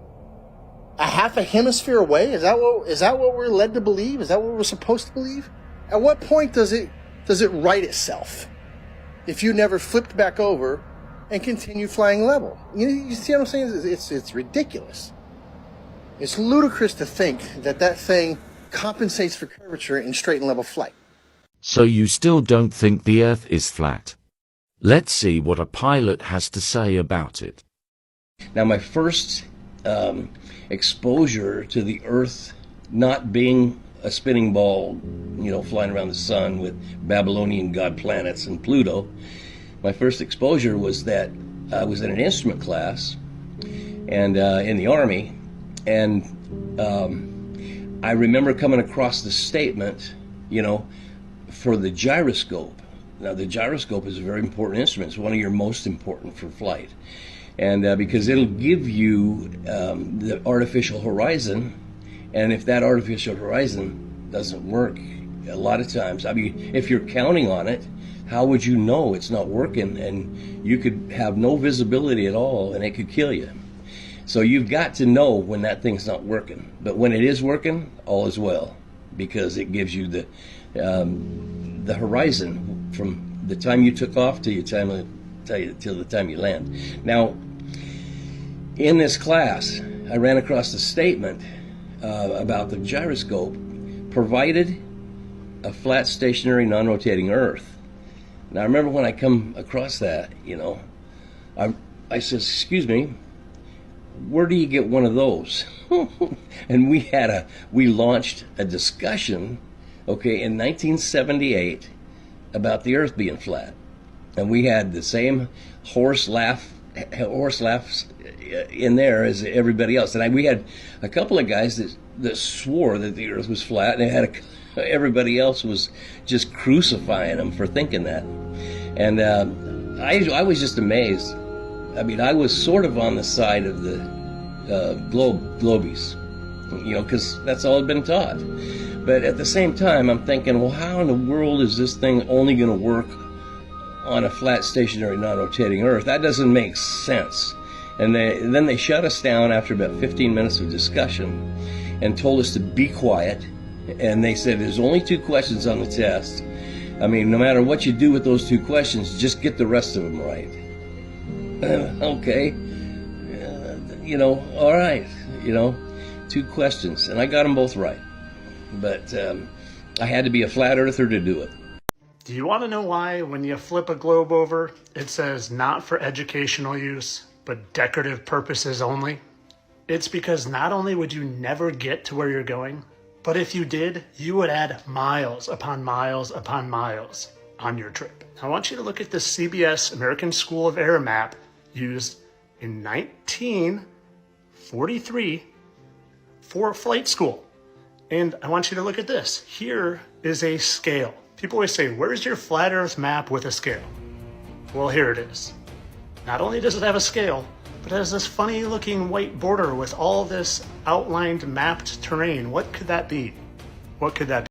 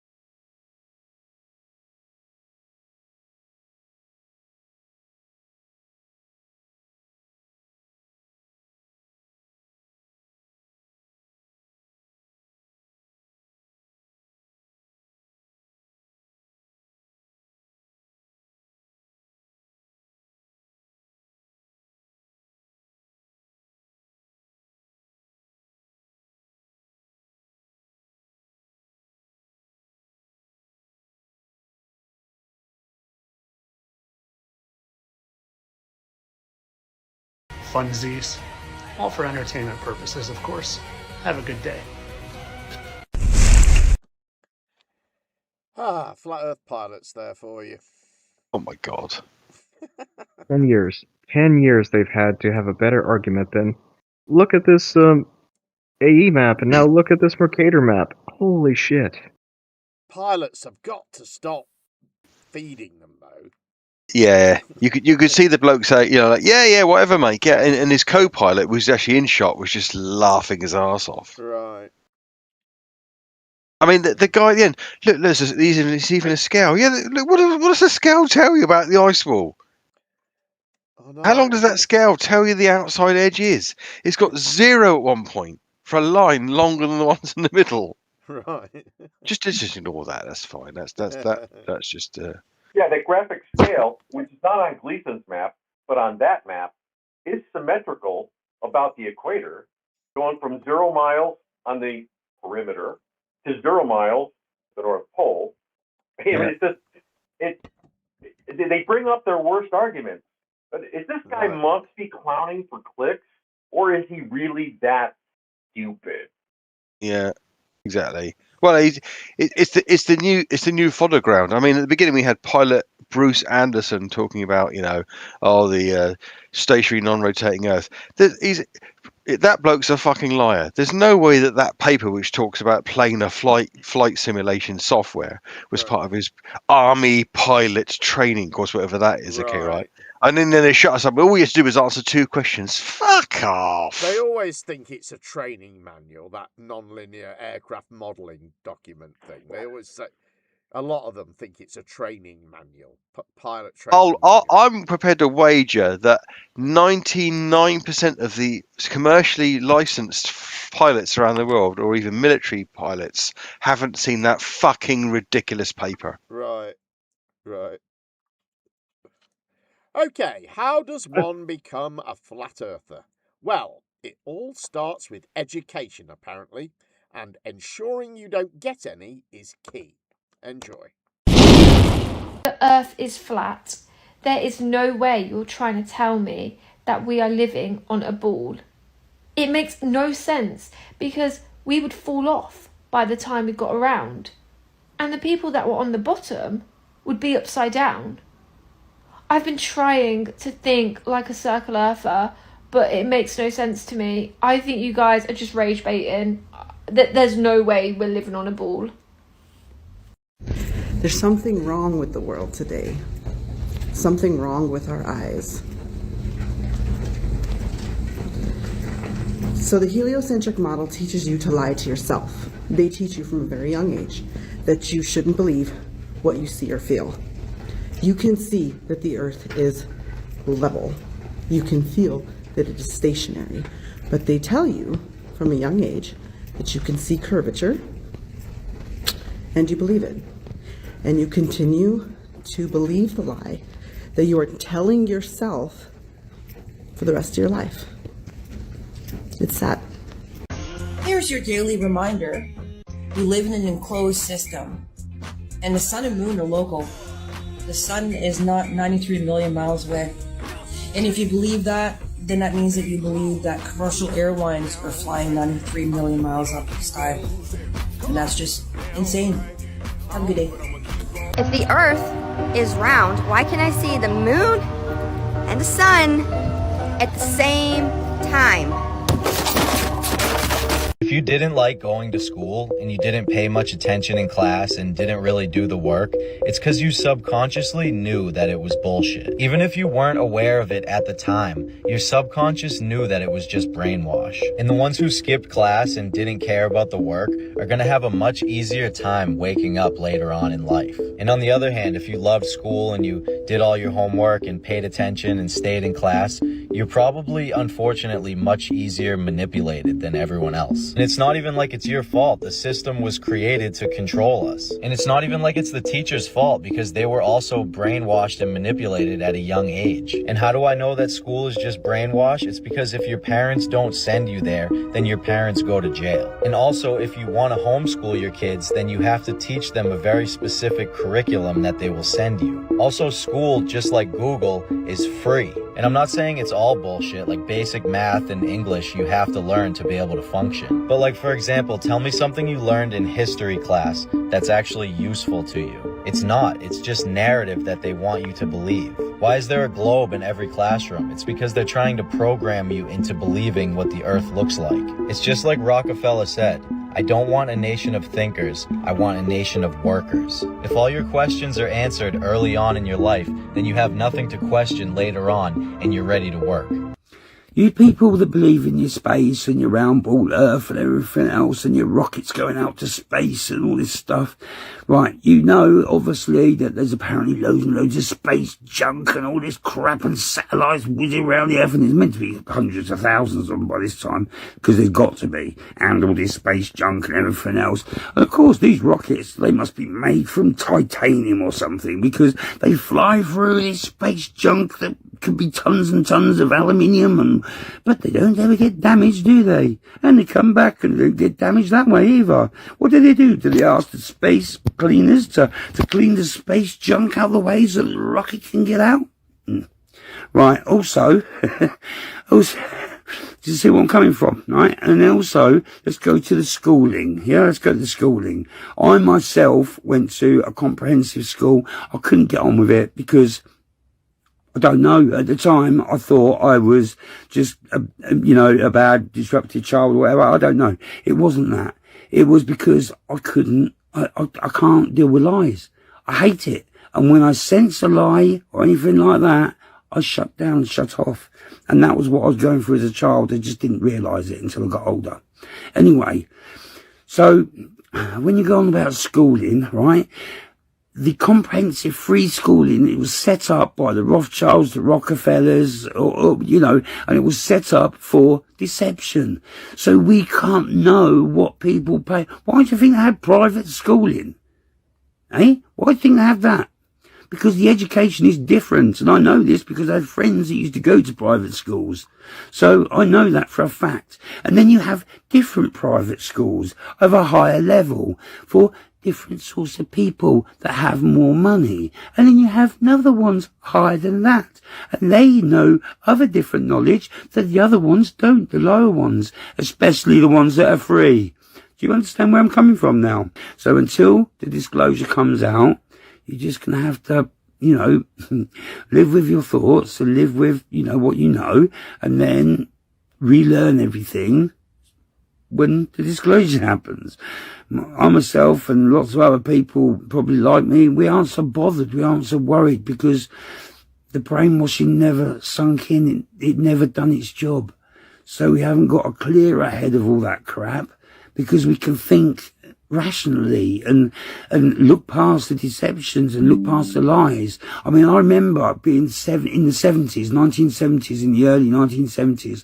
I remember vividly with David Attenborough over Antarctica and calling the Antarctic Circle. Why is it not called the Antarctic Circle anymore? Why is it just named as this little bit of land? Why was it called the Antarctic Circle if it wasn't a circle? Here we go. I'm going to get a lot of flack for this one, and I know for a fact people are just going to scroll, but that's fine.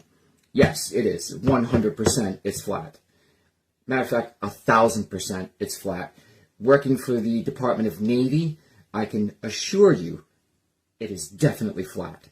The weaponry that we use, the technology that we have on the ships, all laser guided, trust me, wouldn't work on a ball. Let's just put it that way. It is a flat earth plane. That's why you fly on an airplane, okay? You live on a plane, a flat plane, just so you know. Open up your Bible. It will tell you in the Bible that the earth is stationary. It does not move, and it's flat. It's in the Bible. Go look it up. Anyway, on to the next question. Again with the glasses. What do you know about DUMBs? Another great question. And if you don't know what DUMBs are, it's deep underground military bases. That's what DUMBs are. A lot of people have been talking about this on TikTok of how the elites are running away and they're going to go hide under the ground because they know that this catastrophe is coming. Not true. Not true. Okay? They've been living underground the whole time. Okay, how do you think they travel? How do you think they get from the East Coast to the West Coast? Do you think they jump on an airplane like me and you? No. There's an underground monorail that takes them from California to New York in probably an hour or less. And there's a whole city underground, okay, with shopping centers and you name it, it's down there. I've actually seen the maps of this. I have an old one and I also have an updated map, and I'll share that in one of my upcoming videos. I know a lot of people are going to be interested in this topic. There are entrances to a lot of these underground facilities. A lot of them are built into mountainsides, and they just kind of open up magically. And you'll see trucks driving in there bringing supplies. So if you wonder where all your food is gone, your real food, because if a lot of people will drive through America and they'll say, I see cows and I see pastures and I see corn and I see food being grown. Yeah, but it's not for you, okay? Your food is coming out of a laboratory and their food is being grown naturally from the earth. And it's going to the underground facilities. It's not going to you in your local supermarket. Now, you can still get some natural meats and beefs and things, but you have to go to a farmer's market or like a real butcher shop, and I would even question that, to be honest. I'm not quite sure how he got in there, but he was there, so. Oh, Lordy. Thank goodness he was in there, revealing the truth to everyone. Yeah, about the underground shopping centres. The dumb underground shopping centers. Yeah. The underground monorail. If you're going to build an underground, why don't you have a monorail or dual rail? It'd be a lot easier. Right. It had to be a monorail, didn't it? Monorail. Monorail. Have you heard of the DUMB? The bloke before going on about, the English bloke going, yeah. I was always told, I didn't get on with education. I was always told as a disruptive child. He goes, and what it was, I couldn't cope with lies. And it wasn't until later on I realised that. So later on, you realised that the reason you didn't go on at school was because you're being told lies. You didn't realise there were lies at the time, but you weren't getting on. I mean, this is where we are, isn't it? There's a load of people who are, every one of them is shit, have been shit at education. Right. And now they've convinced them online, no, you're the actual proper ones. All the people who went on doing all those various tranches of learning stuff, they're all the sheeple. They're all the easily duped ones. I guess it's a sort of natural reaction in a way to, the way our society is. There aren't really jobs for people who aren't very well educated anymore, are there? There isn't really a place for those people. Everybody needs a degree to do everything these days. Yeah. Jim, you've heard of OnlyFans, right? And the other problem, of course, Jim, is there aren't any trenches in France anymore, are there? Well, that's true, yeah. We're not culling them quick enough, frankly. Right. Oh, sorry, I didn't mean to say that live in your life. I'm still low, but I can't be any. I mean, you guys. Yeah, I was listening to you on the YouTube. You are very hard to hear, Jim, compared to everyone else. Right. Well, I don't know why. I've got all my volumes on full. The one on the desktop, on the streamer, is. Well, I guess it could be higher, but. Anyway, let's move on. Vika Dravis is still pissed off about the whole Dr. Shiva thing. The whole Dr. Shiva event thing. Here he is, joined by Ironworks 92,000, to have a moan about it all. But before that, he has some revelations about Will Duffy. And as an extra Christmassy bonus, in this clip, we see a brand new conspiracy being born. I do also wanted to mention something that Will Duffy is a bit active, right? He shared some things a few days ago and looked like these people are coming up with the documentary. So all the rumors about, no, they're not going to make the documentary and all these things. No, it's happening. Will Duffy have invested so much money in that. So something has to be coming out, right? Man, yeah, crazy shit's still crazy shit, right? Coming out and seeing, right, what could be happening. Looks like TFE was a movie production which had a budget of $1 million. $1 million budget movie that it was. That what it was, right? That $1 million includes the pre-production, the production, and the post-production, and everything, the B-roll, everything that comes with a movie production, right? So, and looks like it's also possibilities of some 3-letter agency being involved here, right? So crazy shit. Yeah, we will get to it for sure when the time comes, right? Because we want to see what the hell they are doing, right, in the coming months, right? Looks like they want to do an anniversary on 14th of December. Maybe they might release the documentary on 14th December to mark the anniversary of the psyop they pulled up with the so-called anti-flat earthers and the flat earthers which were pretending to be flat earthers. Because if you're being a part of movie and you're going to get that exposure, right, that you're looking for sure you can set out for anything. You could say any shit, right? And it's interesting too, right? A lot of lies that they were saying, things are coming out. The technology is helping us see more that these people were lying. It was just painful. I just wanted to see an equation that would account for all the. Oh yeah, they just wanted to see that equation and that number. Oh yeah. They don't want to see the instrument. Yeah, they don't want to see the gadgets. Yeah. What the hell is she gonna do with some freaking equation? You just said you want a plane. The fuck you gonna do with some equation?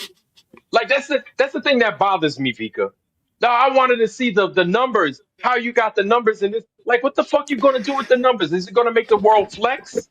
Like what are you doing? They're gonna show it. They're gonna roll it up. Yeah. Oh yeah. But now we got these numbers, and you're wrong because this is 2.8 and this is supposed to be 8.7. No. And it's like it doesn't fucking matter. Is it gonna fucking flex or what? Is it gonna curve or what? What's it doing? It's not. Is it turning yet? It's not turning. It's not curving. Like what are you doing? These people, like we keep going back and forth about this. It's like no, we need to corner these jokers. Because Dr. Shiva's coming out there talking about, oh, and you failed to produce a model, and because you failed to produce a model, you're acting like you're 2 years old, and blah blah blah blah blah. And I'm like, man, shut the fuck up, dude. I don't give a fuck how many degrees he got. Unless he could show this thing curving, he wasted. It's not these guys that wasted anybody's time. I think what Kevin would have had would have worked enough. Hey, Sandro, come by. I haven't seen you in a while. So I think what Kevin would have brought would have been enough to spark a debate. You know what I'm saying? To have a good, decent conversation. But it's because Shiva just shat all over him. And, he knows that we're not really, a lot of us, not all of us, but a lot of us ain't going to come with math. We're going to come with results. We're going to come with, hey, this is what I did and it didn't curve. Like, this is what you're supposed to do and you're supposed to get some semblance of curvature. And this is what I did. Do you know what I'm saying? We're coming with results. We're not coming with supposed. We're not coming with a theory. We're not coming with the sun, the moon, the stars, all that bullshit. No. No. We've got video evidence. We've got this. We've got that. We did it ourselves. Really, that's what it boils down to. And based off of their numbers, we could give them the 8 inches per mile squared because it's still valid. This is something that they've been using for years, probably well over 100 years, and it's still valid. You know what I'm saying? So it's like, if it's not curving, that's a problem. And then I'd leave it at that. I'd be like, if it's not curving, Dr. Shiva, then it's a problem because it has to curve, and you don't even have to cuss his ass out about it. Oh yeah, no degree or diploma can curve or bend the water or make the water bendy. Exactly. That's one of my old memes. Yeah. Yeah, I think what we have to give them is the whole, because at some point they're going to have to admit defeat. You understand? So it's like, okay, all right, I'm stupid. I'll take that. it's like, okay, then tell me about this whole boats going over the horizon. It's so easy because it appears that at a certain distance, which is relatively close in comparison to what this Earth is, the vast breadth and the size of this Earth, at the distance that we see boats going over the horizon, we're told that that's curvature, right or wrong, Vika? Oh yeah, and then they tell us that to see the curve, you need to go beyond like 200,000 feet. Also, they say so. But it's like, hey, you can't have your cake and eat it too. What's it doing? Is it because it's curving, or did we just lose it to the horizon? Like, what is it doing? Because if it's curving and then we get it back, that's a problem. You know what I'm saying? So we have to meet them at those points, at those small checkpoints. And I feel that something like the horizon is a very small checkpoint. And once we meet them there, if it's not properly dissected and given to the public, then it's not right. It's not good. It doesn't work in their favor. I think really it should boil down to that.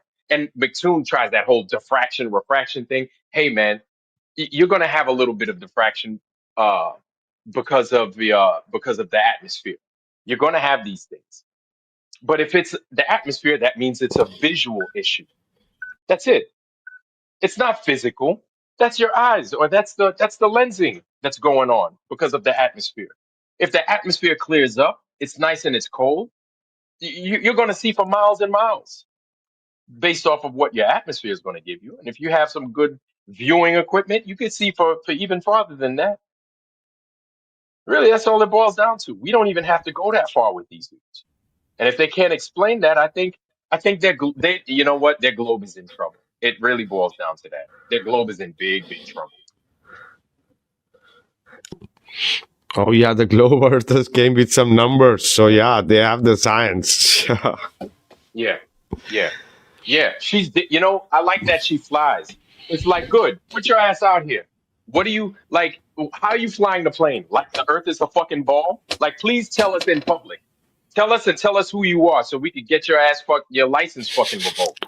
Go ahead and say that. Go ahead. I dare you. I double dog dare you to say that you fly this goddamn airplane like the Earth is a fucking globe. Please do that. Please say that. Say it out loud. Say it out loud. And you know what? No pilot's going to fucking say that. Not one pilot or any pilot that's serious about their fucking job. They're not going to say that. Vika, they won't say it. So we have to, like, if they're going to come out with their credentials, okay, use these. Let's put these credentials to fucking work. And are you going to fly this thing like it's a globe? Yes or no? That's it. Ask them the easy questions. You flying that thing like it's a globe? I dare you. Go ahead. Oh yeah, you don't need to get so much complicated with these people. With these people, simple thing No, destroys them. that's it. That's it. Truth be I'm glad we granted. did this. It's very hard for me to go off like this, but I had a conversation No, with it's not. Ryan on this. The issue is when you do the Ooh, work, you have very little tolerance for ignorant people. pause that, Vika. Vika, did you hear what he just called him? What did he say? He just called McToon Ryan.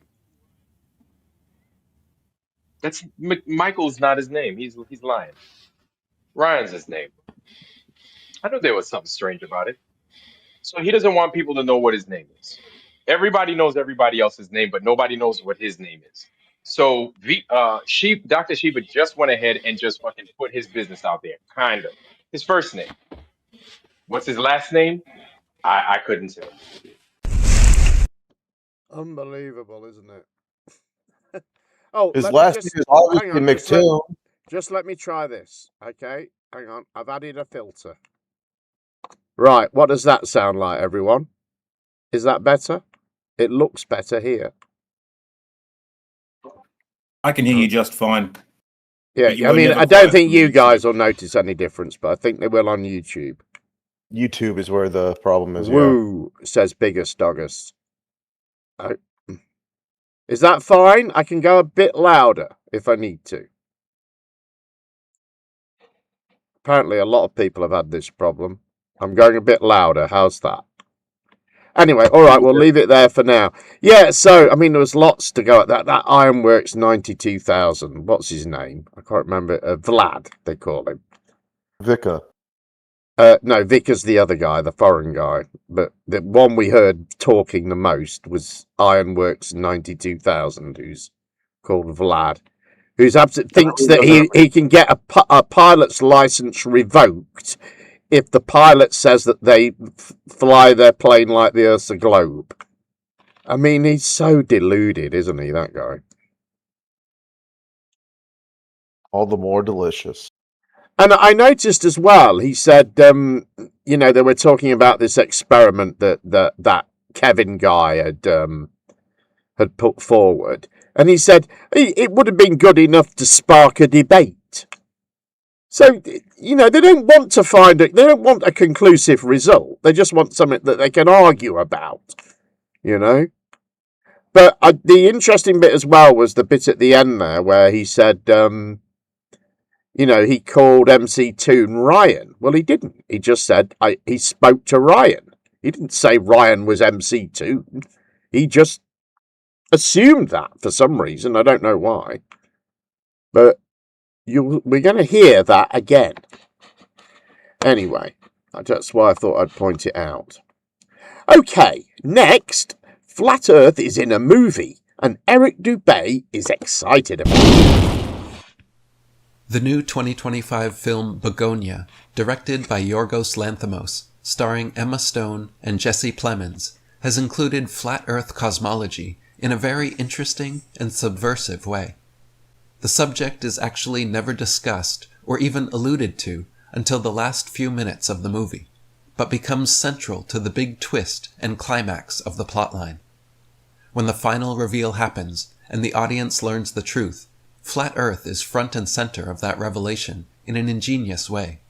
Reading and listening to interviews, I haven't been able to find if Yorgos Lanthimos is a flat earther himself, sympathetic to the idea, or simply included it tongue-in-cheek, but I found the way it was utilized in the film to be a great example of how this topic can be effectively introduced and included in modern artwork.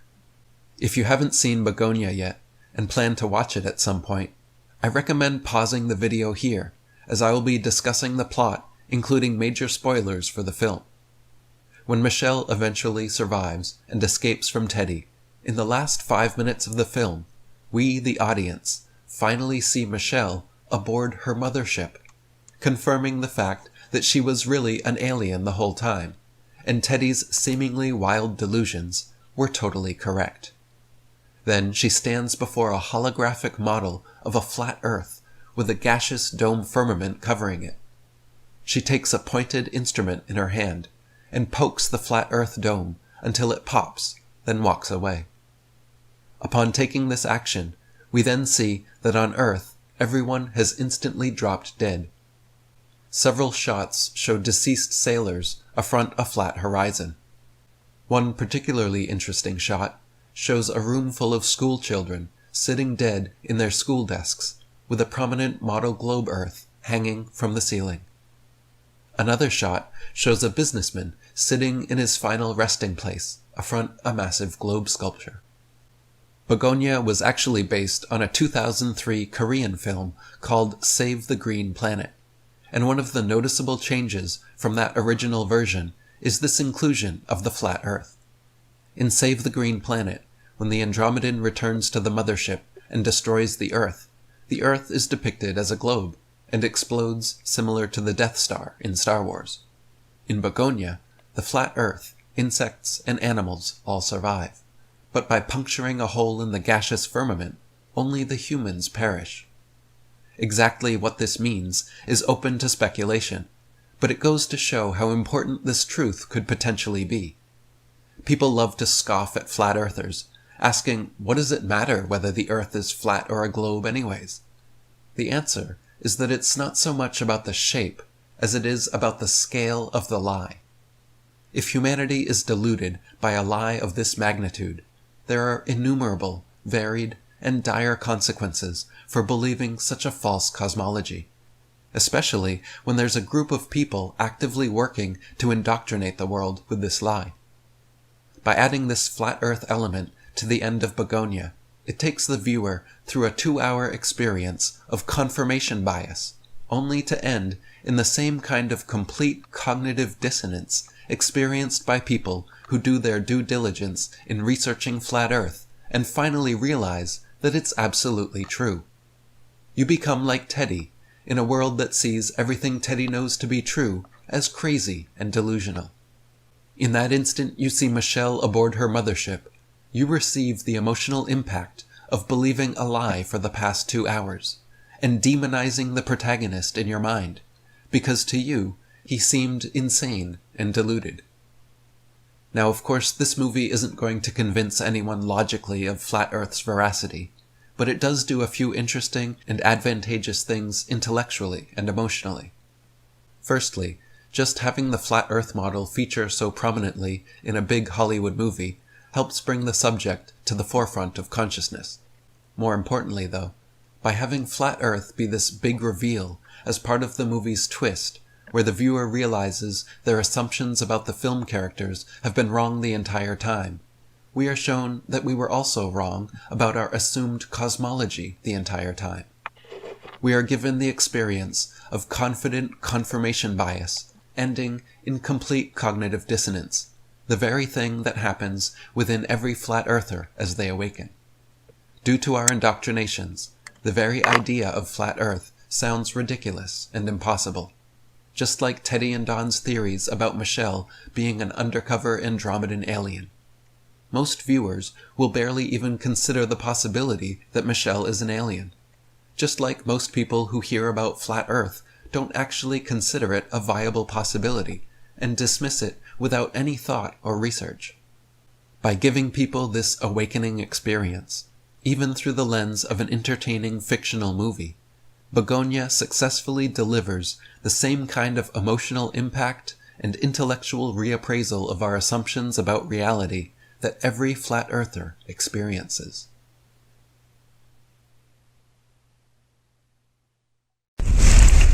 What a load of old bollocks that was. Wow, he was really moved by that movie. They're desperate, aren't they? They're just desperate. It's Emma Stone is clearly a flat earther, Gem. anything He's they one can of them. latch onto, I feel.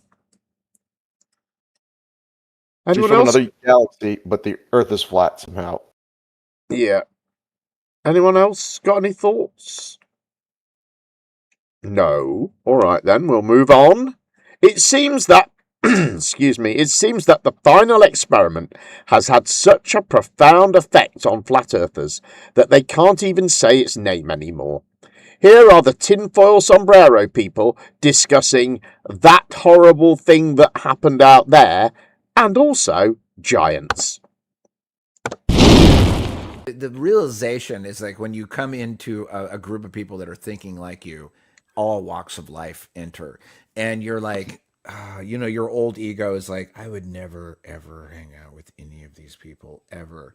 But you realize that they share your brain, and you're like, okay, now I got to figure out how to get along with these people. And like, we saw what happened with that horrible thing that happened out there, the last year. It got a bunch of people fighting. It got a bunch of people angry at each other and everything else. And it's like everyone was just suddenly forgot that we all agree on cosmology and decided to start fighting with each other, and it's almost like a circus watching some of the greatest minds I've ever met, in my life that can describe moments perfectly, and then got affected by what I think was an attack, a psyop attack on the mentality of, our team, as it were. Yeah. And I was just like, big time. Stop What I told you. fucking fighting Big with each time. other. We have the truth That's on our what I side. think it was Just stop. for. I don't think it had It was a anything to psyop. do with science. No, it was a I think it psyop. was I knew the whole time. a I've been divide told the whole and time. conquer technique. It was a divide and conquer technique, and I watched it unfold. I'm like, I don't care what they saw in the sky, whether they went there or not. I don't give a fuck. It doesn't change the valid arguments of the whole thing. And I just watched the greatest minds I've ever seen just devolve into this fighting position. And I don't know if they were looking for clicks or. I feel or what like it once was. you see that the Earth is flat, like yourself, once you see it for yourself, like you can't unsee that shit. Like You can't. It I doesn't don't go know. away. Thing. So some of these If people that Jared went says back, that NASA's still fake, I might buy into his change of mind if he didn't go that far. But the fact that he's even on board with NASA, I'm just like, nope, you can't unsee that It's shit. weird. Yeah, it's like, okay, cool. How much money you got? Wow.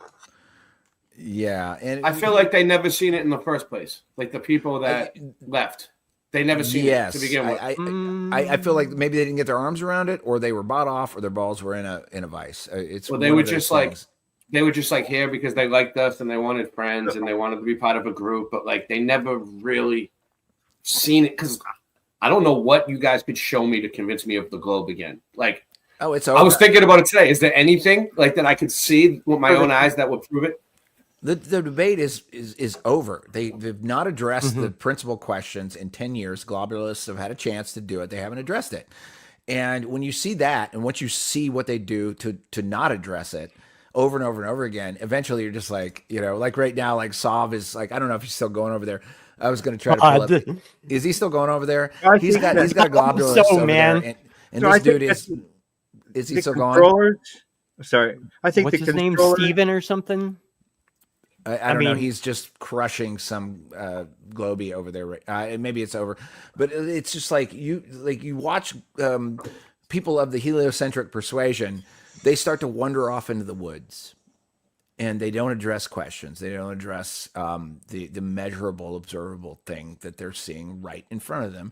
And they start talking about the sky, and they start talking about these wavery papers that they've read, and like all this stuff. And we've been through this for 10 fucking years. 10 years. We've talked about this stuff. It's like, address these questions. Where is the measurable curvature? Gas pressure without a container, flat water in aggregate. No, they can't address it. So they veer off into ad hom. They veer off into projection. They veer off into this stupid bullshit that we can see from a fucking mile away. It's like if you pay for school for 8 or 12 years and you went to school and you memorized everything they tell you to memorize and you pass all the tests, but everything they taught you turned out to be bullshit. Well, congratulations. You just earned yourself a bullshit degree, a degree in bullshit. You know what I mean? Like I'll take facts over credentials any day. Sometimes people say these are fake, like I get it. Like they can be faked, right? But like, look how big that skull is though. Like, they can be faked like really easy. Like we even faked a few of me. Like we put me in the picture as a giant, me and Singe Man, just for fun. But oh yeah, didn't I use that for a thumbnail?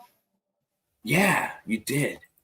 But like giant human, this one says in Saudi Arabia, right here. Look, I don't know. I mean, it looks kind of real.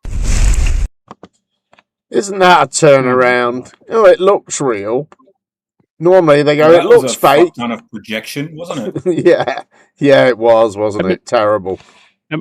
I'm asking for the last couple of years for any sort of flat Earth evidence that proves the Earth is flat, and I can never get any from these guys. Right. So I don't know what the hell they're going on about. Yeah, there isn't anything, is there? There isn't anything that they've ever come up with that there isn't an explanation for. Where people are going, oh God, no, can't explain that. The one guy, whoever he was, proved that he was a brainwashed minion when he said there is nothing that anyone can produce ever that will convince me the Earth is a globe. Right. Yeah. That's pretty much, if they would have any evidence at all, I'd look at their evidence. But they have no evidence. And Lowry, I think his name is, the guy there was going, I don't care what they saw. I don't care if they went. I don't care what was in the sky. It doesn't change what I know. You know what I mean? It just... And his list of things, we constantly go, measurable curvature. Okay, Right. we have that. Gas with pressure out of the container. It's called gravity. Yeah. What was the other one? I can't remember. Flat and level mean different things, Right. Yeah, it was the same old shit, wasn't it? It's funny. All right, Donnie from Flat Earth Watertown, New York, is making plans for some activism next year. Take a look. Everybody, how you guys doing? I'll wait to get some people in here and start the live. It's been a while since I've been live. You know, there's a lot that's going on, and you know how life gets you going, and you do this, you got to work, you got to do that, to pay this bill.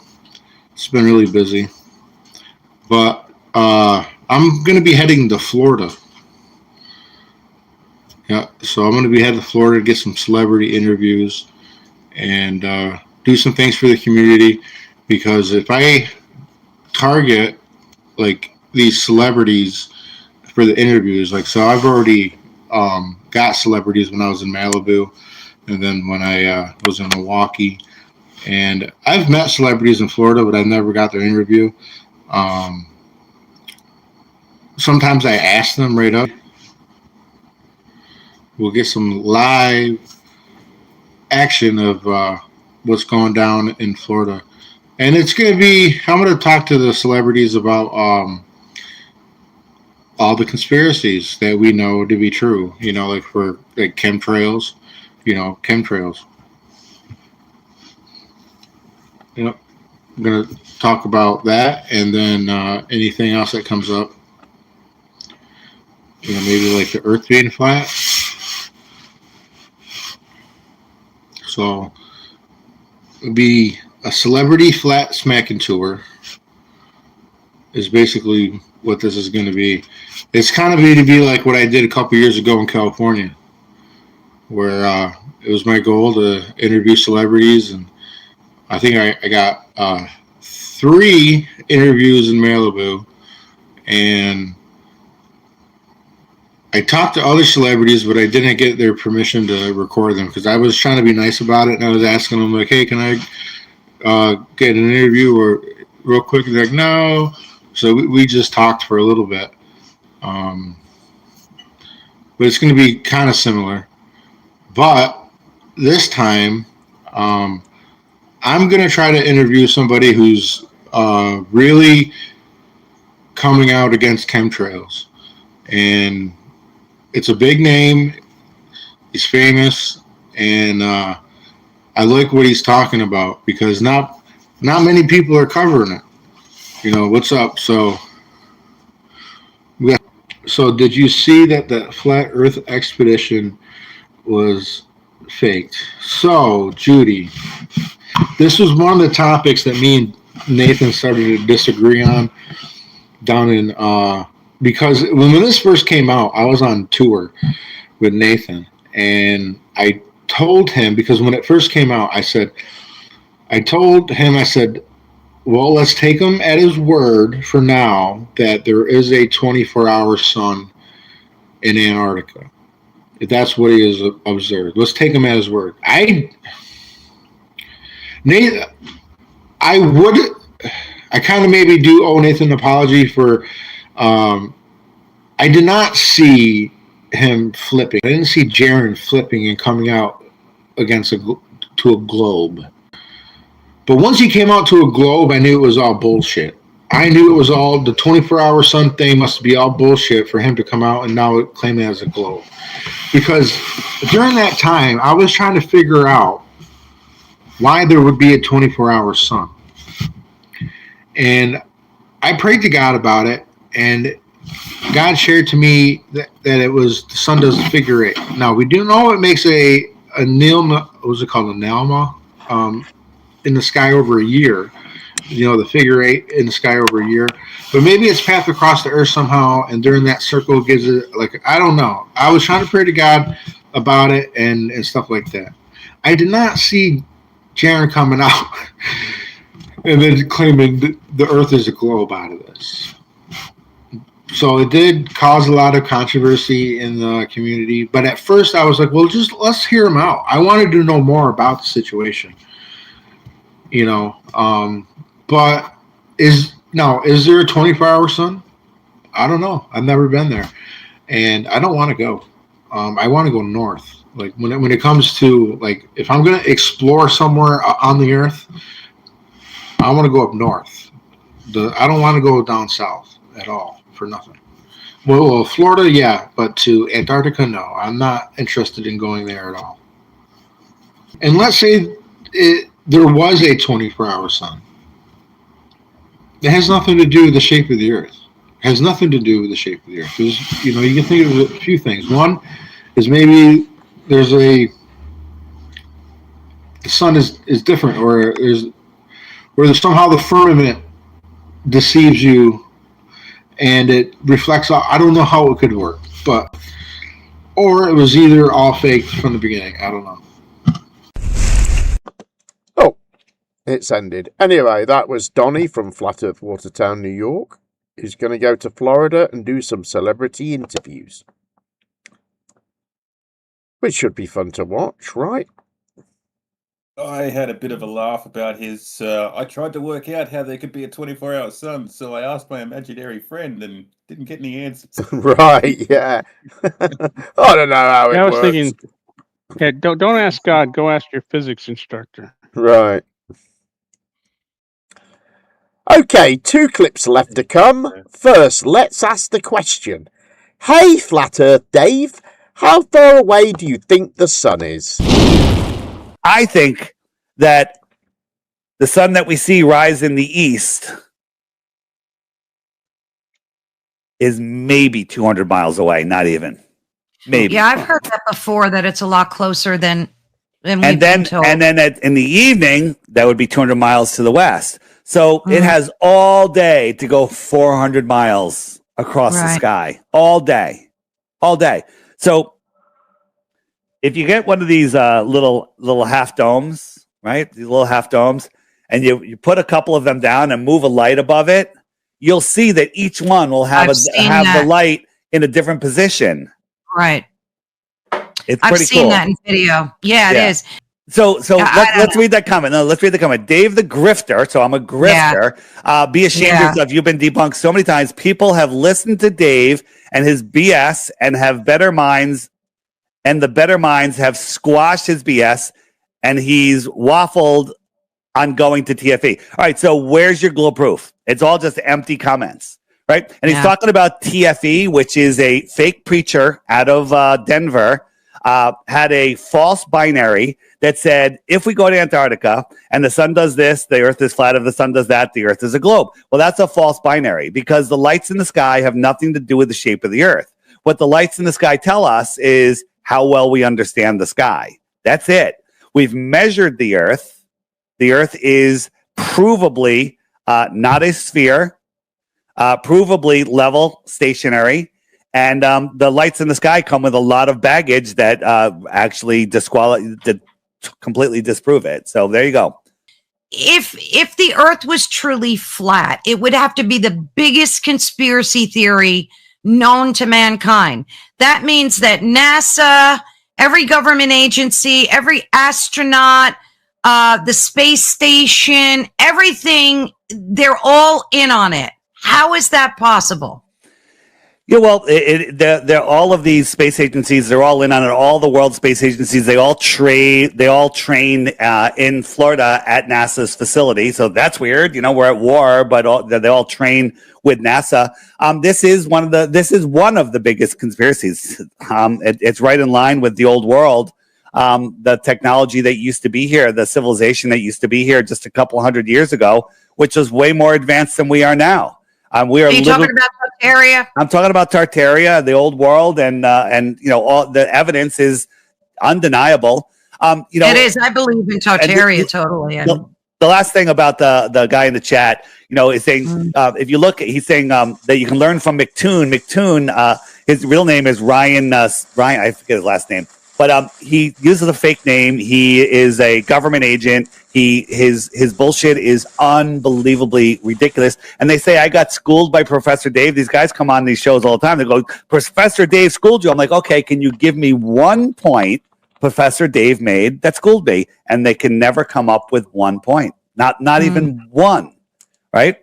So it's amazing. And again, if you're able to watch Professor Dave or Simon Dan, these total morons, and believe them, well, that's on you. Feel free.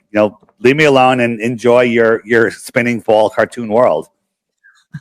But the conspiracy part of it, I cannot fathom in my brain that everybody would be in on it. Well, who's in on it? There's not that many people in on it. I would say that many of the politicians don't know. A lot of the people that work at NASA, they don't know. But there's not as many people working at NASA as you would think. And then the question you ask is, why would they lie? What's the point? And it's really there's a lot to it. I mean, some of the reasons be they're hiding free energy, provable. They're hiding. They're hiding the creator. They're hiding our spirituality. They're hiding more land. They're hiding more resources, scientific knowledge. What's in Antarctica? They're hiding that we're special. We're at the center of creation. That's enough right there. They're hiding your true potential. And people are like, well, what difference does it make? The shape of the earth doesn't matter. I agree. Shape doesn't matter. It's your position in this place and what it is. It's the fact that your thoughts create your physical reality. They don't want you to know that. They don't want you to know how to manifest with the moon cycles. They don't want you to understand the energy of this world. They don't want you to understand that we are incredible, powerful creators. They want you to believe that you're an insignificant speck flying in a space vacuum, which is ridiculous. I mean, we get whistleblowers all the time with UAPs, and they're all coming to surface now more than ever. So there's not one whistleblower that you've come across that has worked for NASA or no, that's not true at all. There's plenty. There's astronauts that have come out and said the Earth is flat. Buzz Aldrin keeps trying to tell people. I've seen that. Yeah. Yeah. But there's a Russian astronaut that he was having a bad day or something. He was on a podcast, and they're like, some people say the Earth is flat. What can you say? And he said, I forget the exact words, but it translated. He said, "I could assure you the Earth is flat, and I could assure you nobody has ever been to space." I mean, isn't that enough? I've heard that.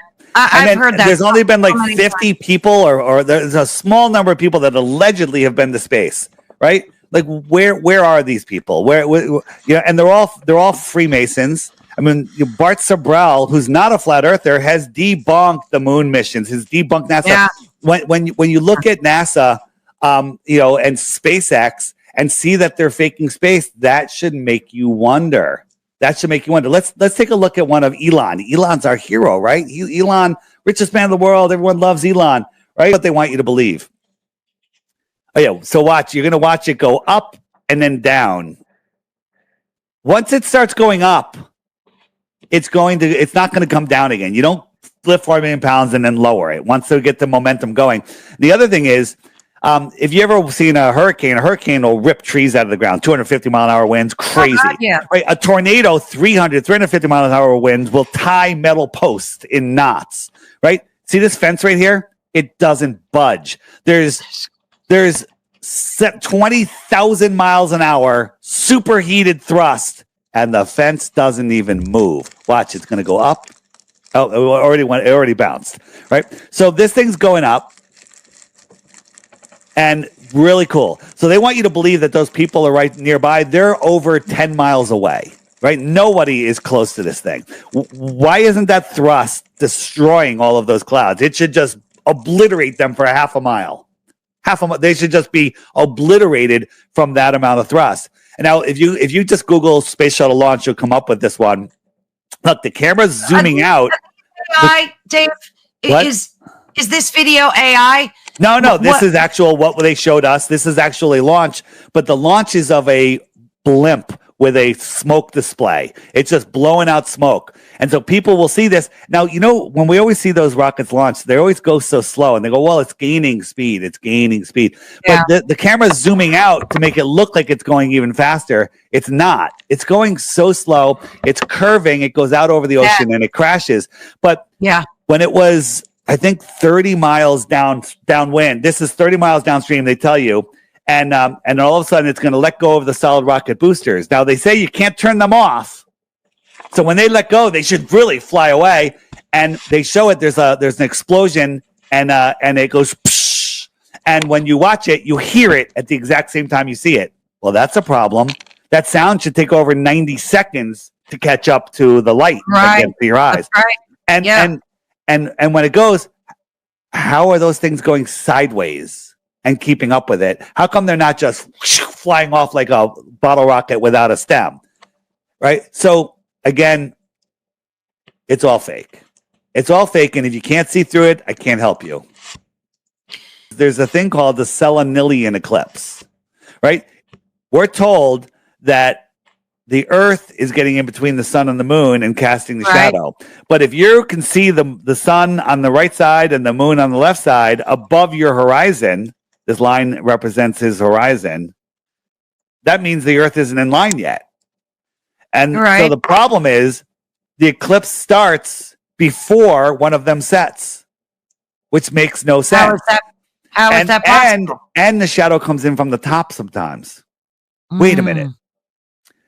So this is what we see. This is what we should see.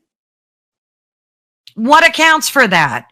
Well, the scientists, they call it, because they probably can't pronounce selenilian, so they just call it the impossible eclipse, and they have nothing else to say about it. They call it the impossible eclipse. They can't explain it, but it just has to be what we're told it is.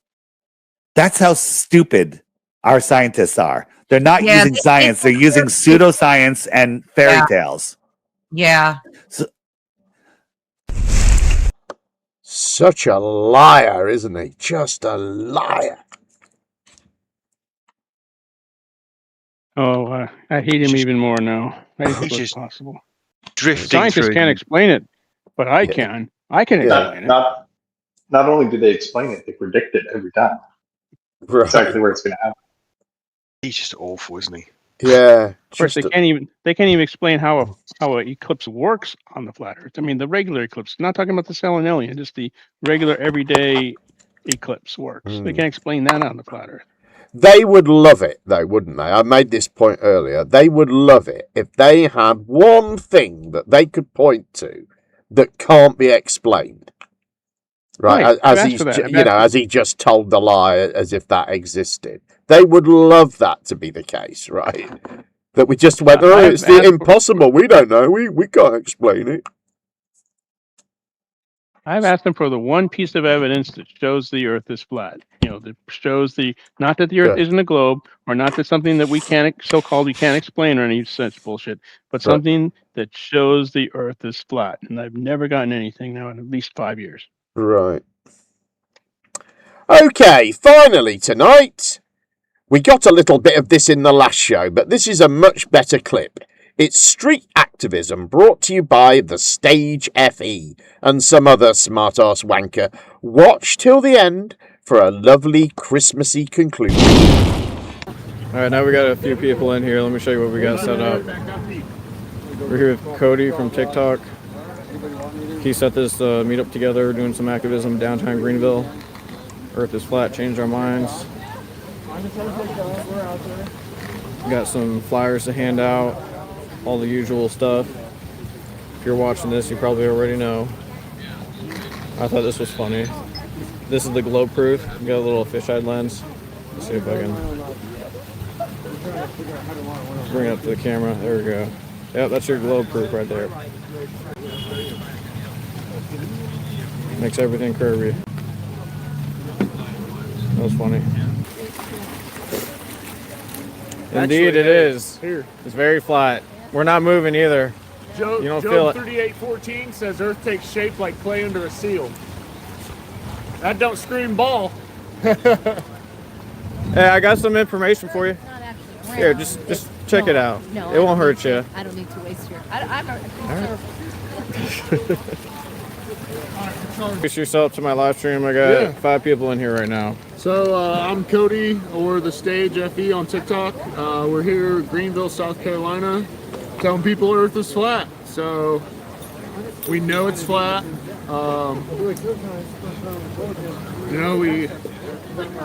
We tend to do what we're told. That's why we were taught the Earth is a globe in elementary school. Because our frontal lobe's not fully developed yet. So, yeah, that's what I got to add. Awesome. That's just the programming. That's what they get us with. The dang programming. And you know what's funny? Nobody comes up to the Jehovah's Witness and talks to them. No. There they are over there. There's our enemy. Catch AWs over there. Earth is flat, guys. Oh, they hate flat Earth. It's so funny. I bet if I go up to them, they'd just tell me to get out of their faces. Really? Yeah. You think so? Uh-huh. The Earth is flat. Earth change is your flat. mind. Got some information for y'all if you want to check it out. Look into it. Yeah, he was not having it. No. He was like, nope. Don't even want to talk to you, man. Oh, this one guy got pissed off. I handed him a flyer a few years back, right down there. And he took one look at it, handed it back. He was with his family, and he started walking away. And I started like just yelling that Earth is flat and the globe is a lie, and Santa Claus Yeah. is the globe for adults. Yep. So it's like they just Yep. grow up believing that fantasy. Yeah. And he didn't like the fact I said it in front of his children, so like he had to come back like 10 minutes later when the cops were here and threatened to punch me in the face in front of the cop. So the cop had to be like, whoa, whoa, whoa, and pull him back. Yeah, what's interesting is, is it on me? Yeah. Did you guys know that one of Satan's nicknames was Old Nick? That's kind of wild. Interesting. Yeah, that's one of his nicknames they used back in the day. Yeah. So when you think of Christmas now, think of Satan. Yeah, it's all pagan holidays, man. Yep, it's all pagan. I'm curious. Yeah, Earth is flat. How do you know? Well, first thing we look at is when we talk about the physics of water. Yeah. Let's talk about this here. The water depth inside of the cup is dependent on the physical cup surrounding the water in question, 360 degrees. The physical cup creates the depth of water, right? Exactly. This is the cup, but on a greater scale, right? Yeah, okay. This is on a greater scale, right? Yeah. The ocean's no different. Do you know the highest continent above sea level? I don't. Antarctica. What? Yes. Wait, it okay, is I hear you. I surrounding hear us. you for real. Man. Yes, it is Crazy. surrounding us. Man. It's called the Antarctic Circle. That's crazy. Yeah. Take some information There you about go. this. Okay, yeah. I'll take this. Only and I'll got take... so many, but Can I take a sticker? anybody want one? You guys want one? No? So when you go to the beach and you can see that like the ships are disappearing down over the horizon? It's perspective. It is perspective. Yeah, let me, I got a Nikon P1000. It's also called a Globe Buster. This is the super zoom camera that NASA bought out and discontinued. Wow. So I got an observation of Chicago from 50 miles away. That's over 1,500 feet of Earth's curvature. Willis Tower's only 1,450 feet tall. We should see nothing across, okay? Absolutely nothing. So in KJV, the verse does not sound like it is alluding to a flat earth, but instead that it might take hold of the ends of the earth and the wicked might be shaken out of it. It is turned as clay to the seal, and they stand as a garment. But from the wicked the light is withholden, and the high arm shall be broken. It sounds like it is a metaphorical version The of AI alluding to the summary. people. Right, so can you find the ends of the earth on a ball? There's no ends to the earth on a ball, right? That's right. Also says that God set gates and doors for the seas. That's Antarctica. We're not allowed to go there. You can't just get in a private plane and fly there. You will be arrested. My two buddies, him and his brother, did it in 2013. They were arrested by Chilean government for 4 days. So James Cook, he also did that. He traversed Antarctica and recorded over 60,000 miles. Never found a way around it. And it kept turning. As he kept trying to find it, it's just a wall of ice.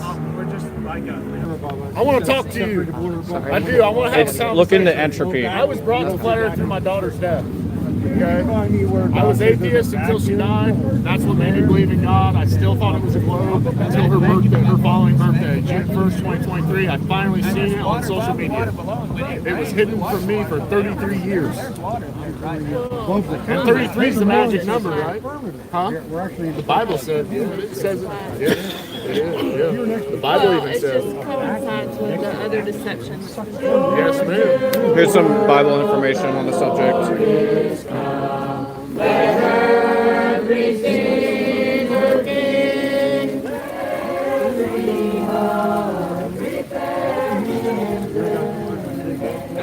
Go ahead, dude.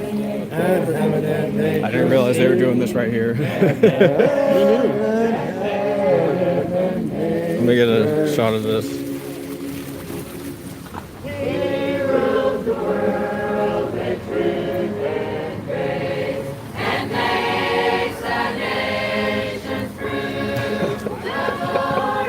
This is wild. People just came out of nowhere and started just singing. But we were flat smacking them right before, so that was cool. Check out the chat. Sue Finale, good to see you in here. Joy to the world indeed. The big round world.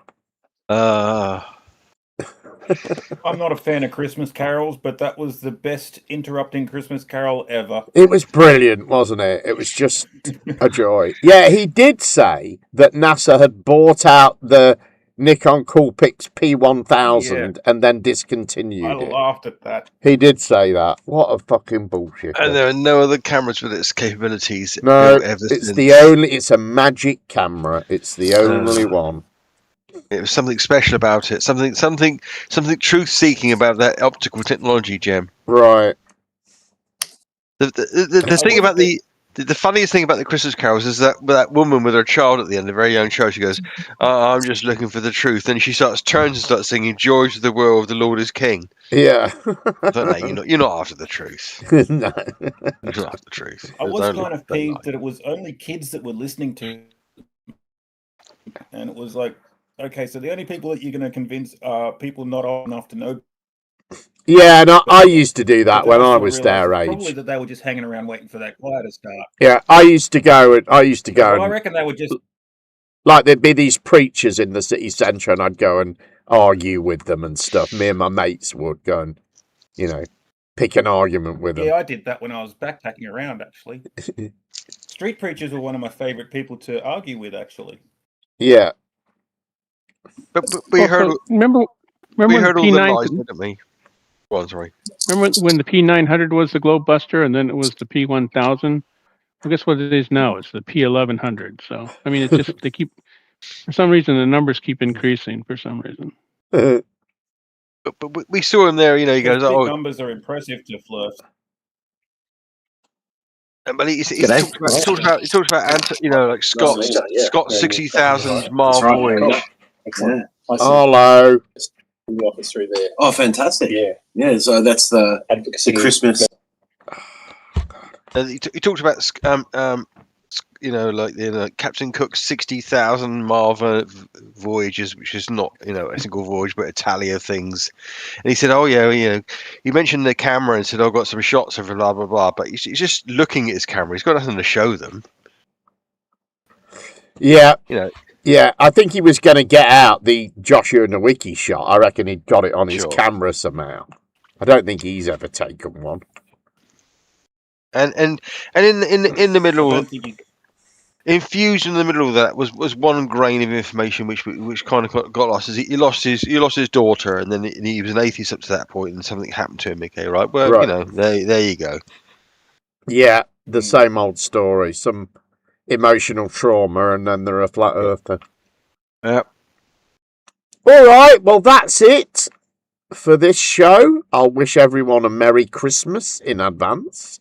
Merry Christmas, because Jim. it will have happened when we return for our big flat review of 2025, where we will find the best clips that we've got and stick them all into one big fat show. Fantastic. Have a relaxing Yuletide, sir. Yeah. I'll ask the audience. Should I do the normal balance of US, UK politics and flat Earth, or should I just keep it all to flat Earth? Which would you rather see? To be honest, I'd rather see flat Earth. Yeah, I mean, I don't mind. I'll leave it up to you, sir. But I think whatever you do, it's going to be good. Yeah, I hope so. All right. Well, someone can answer that. A mix of stupid. Yeah, I think that might be better. At least we've got one opinion. All right, everyone. Thank you very much for watching. Thank you, everyone who's here on the panel. And we'll see you in 2 weeks' time at the usual time and place, which is here on this channel at 10 p.m. UK time. Thank you very much. Have a good evening. Merry Christmas. Oh, what happened?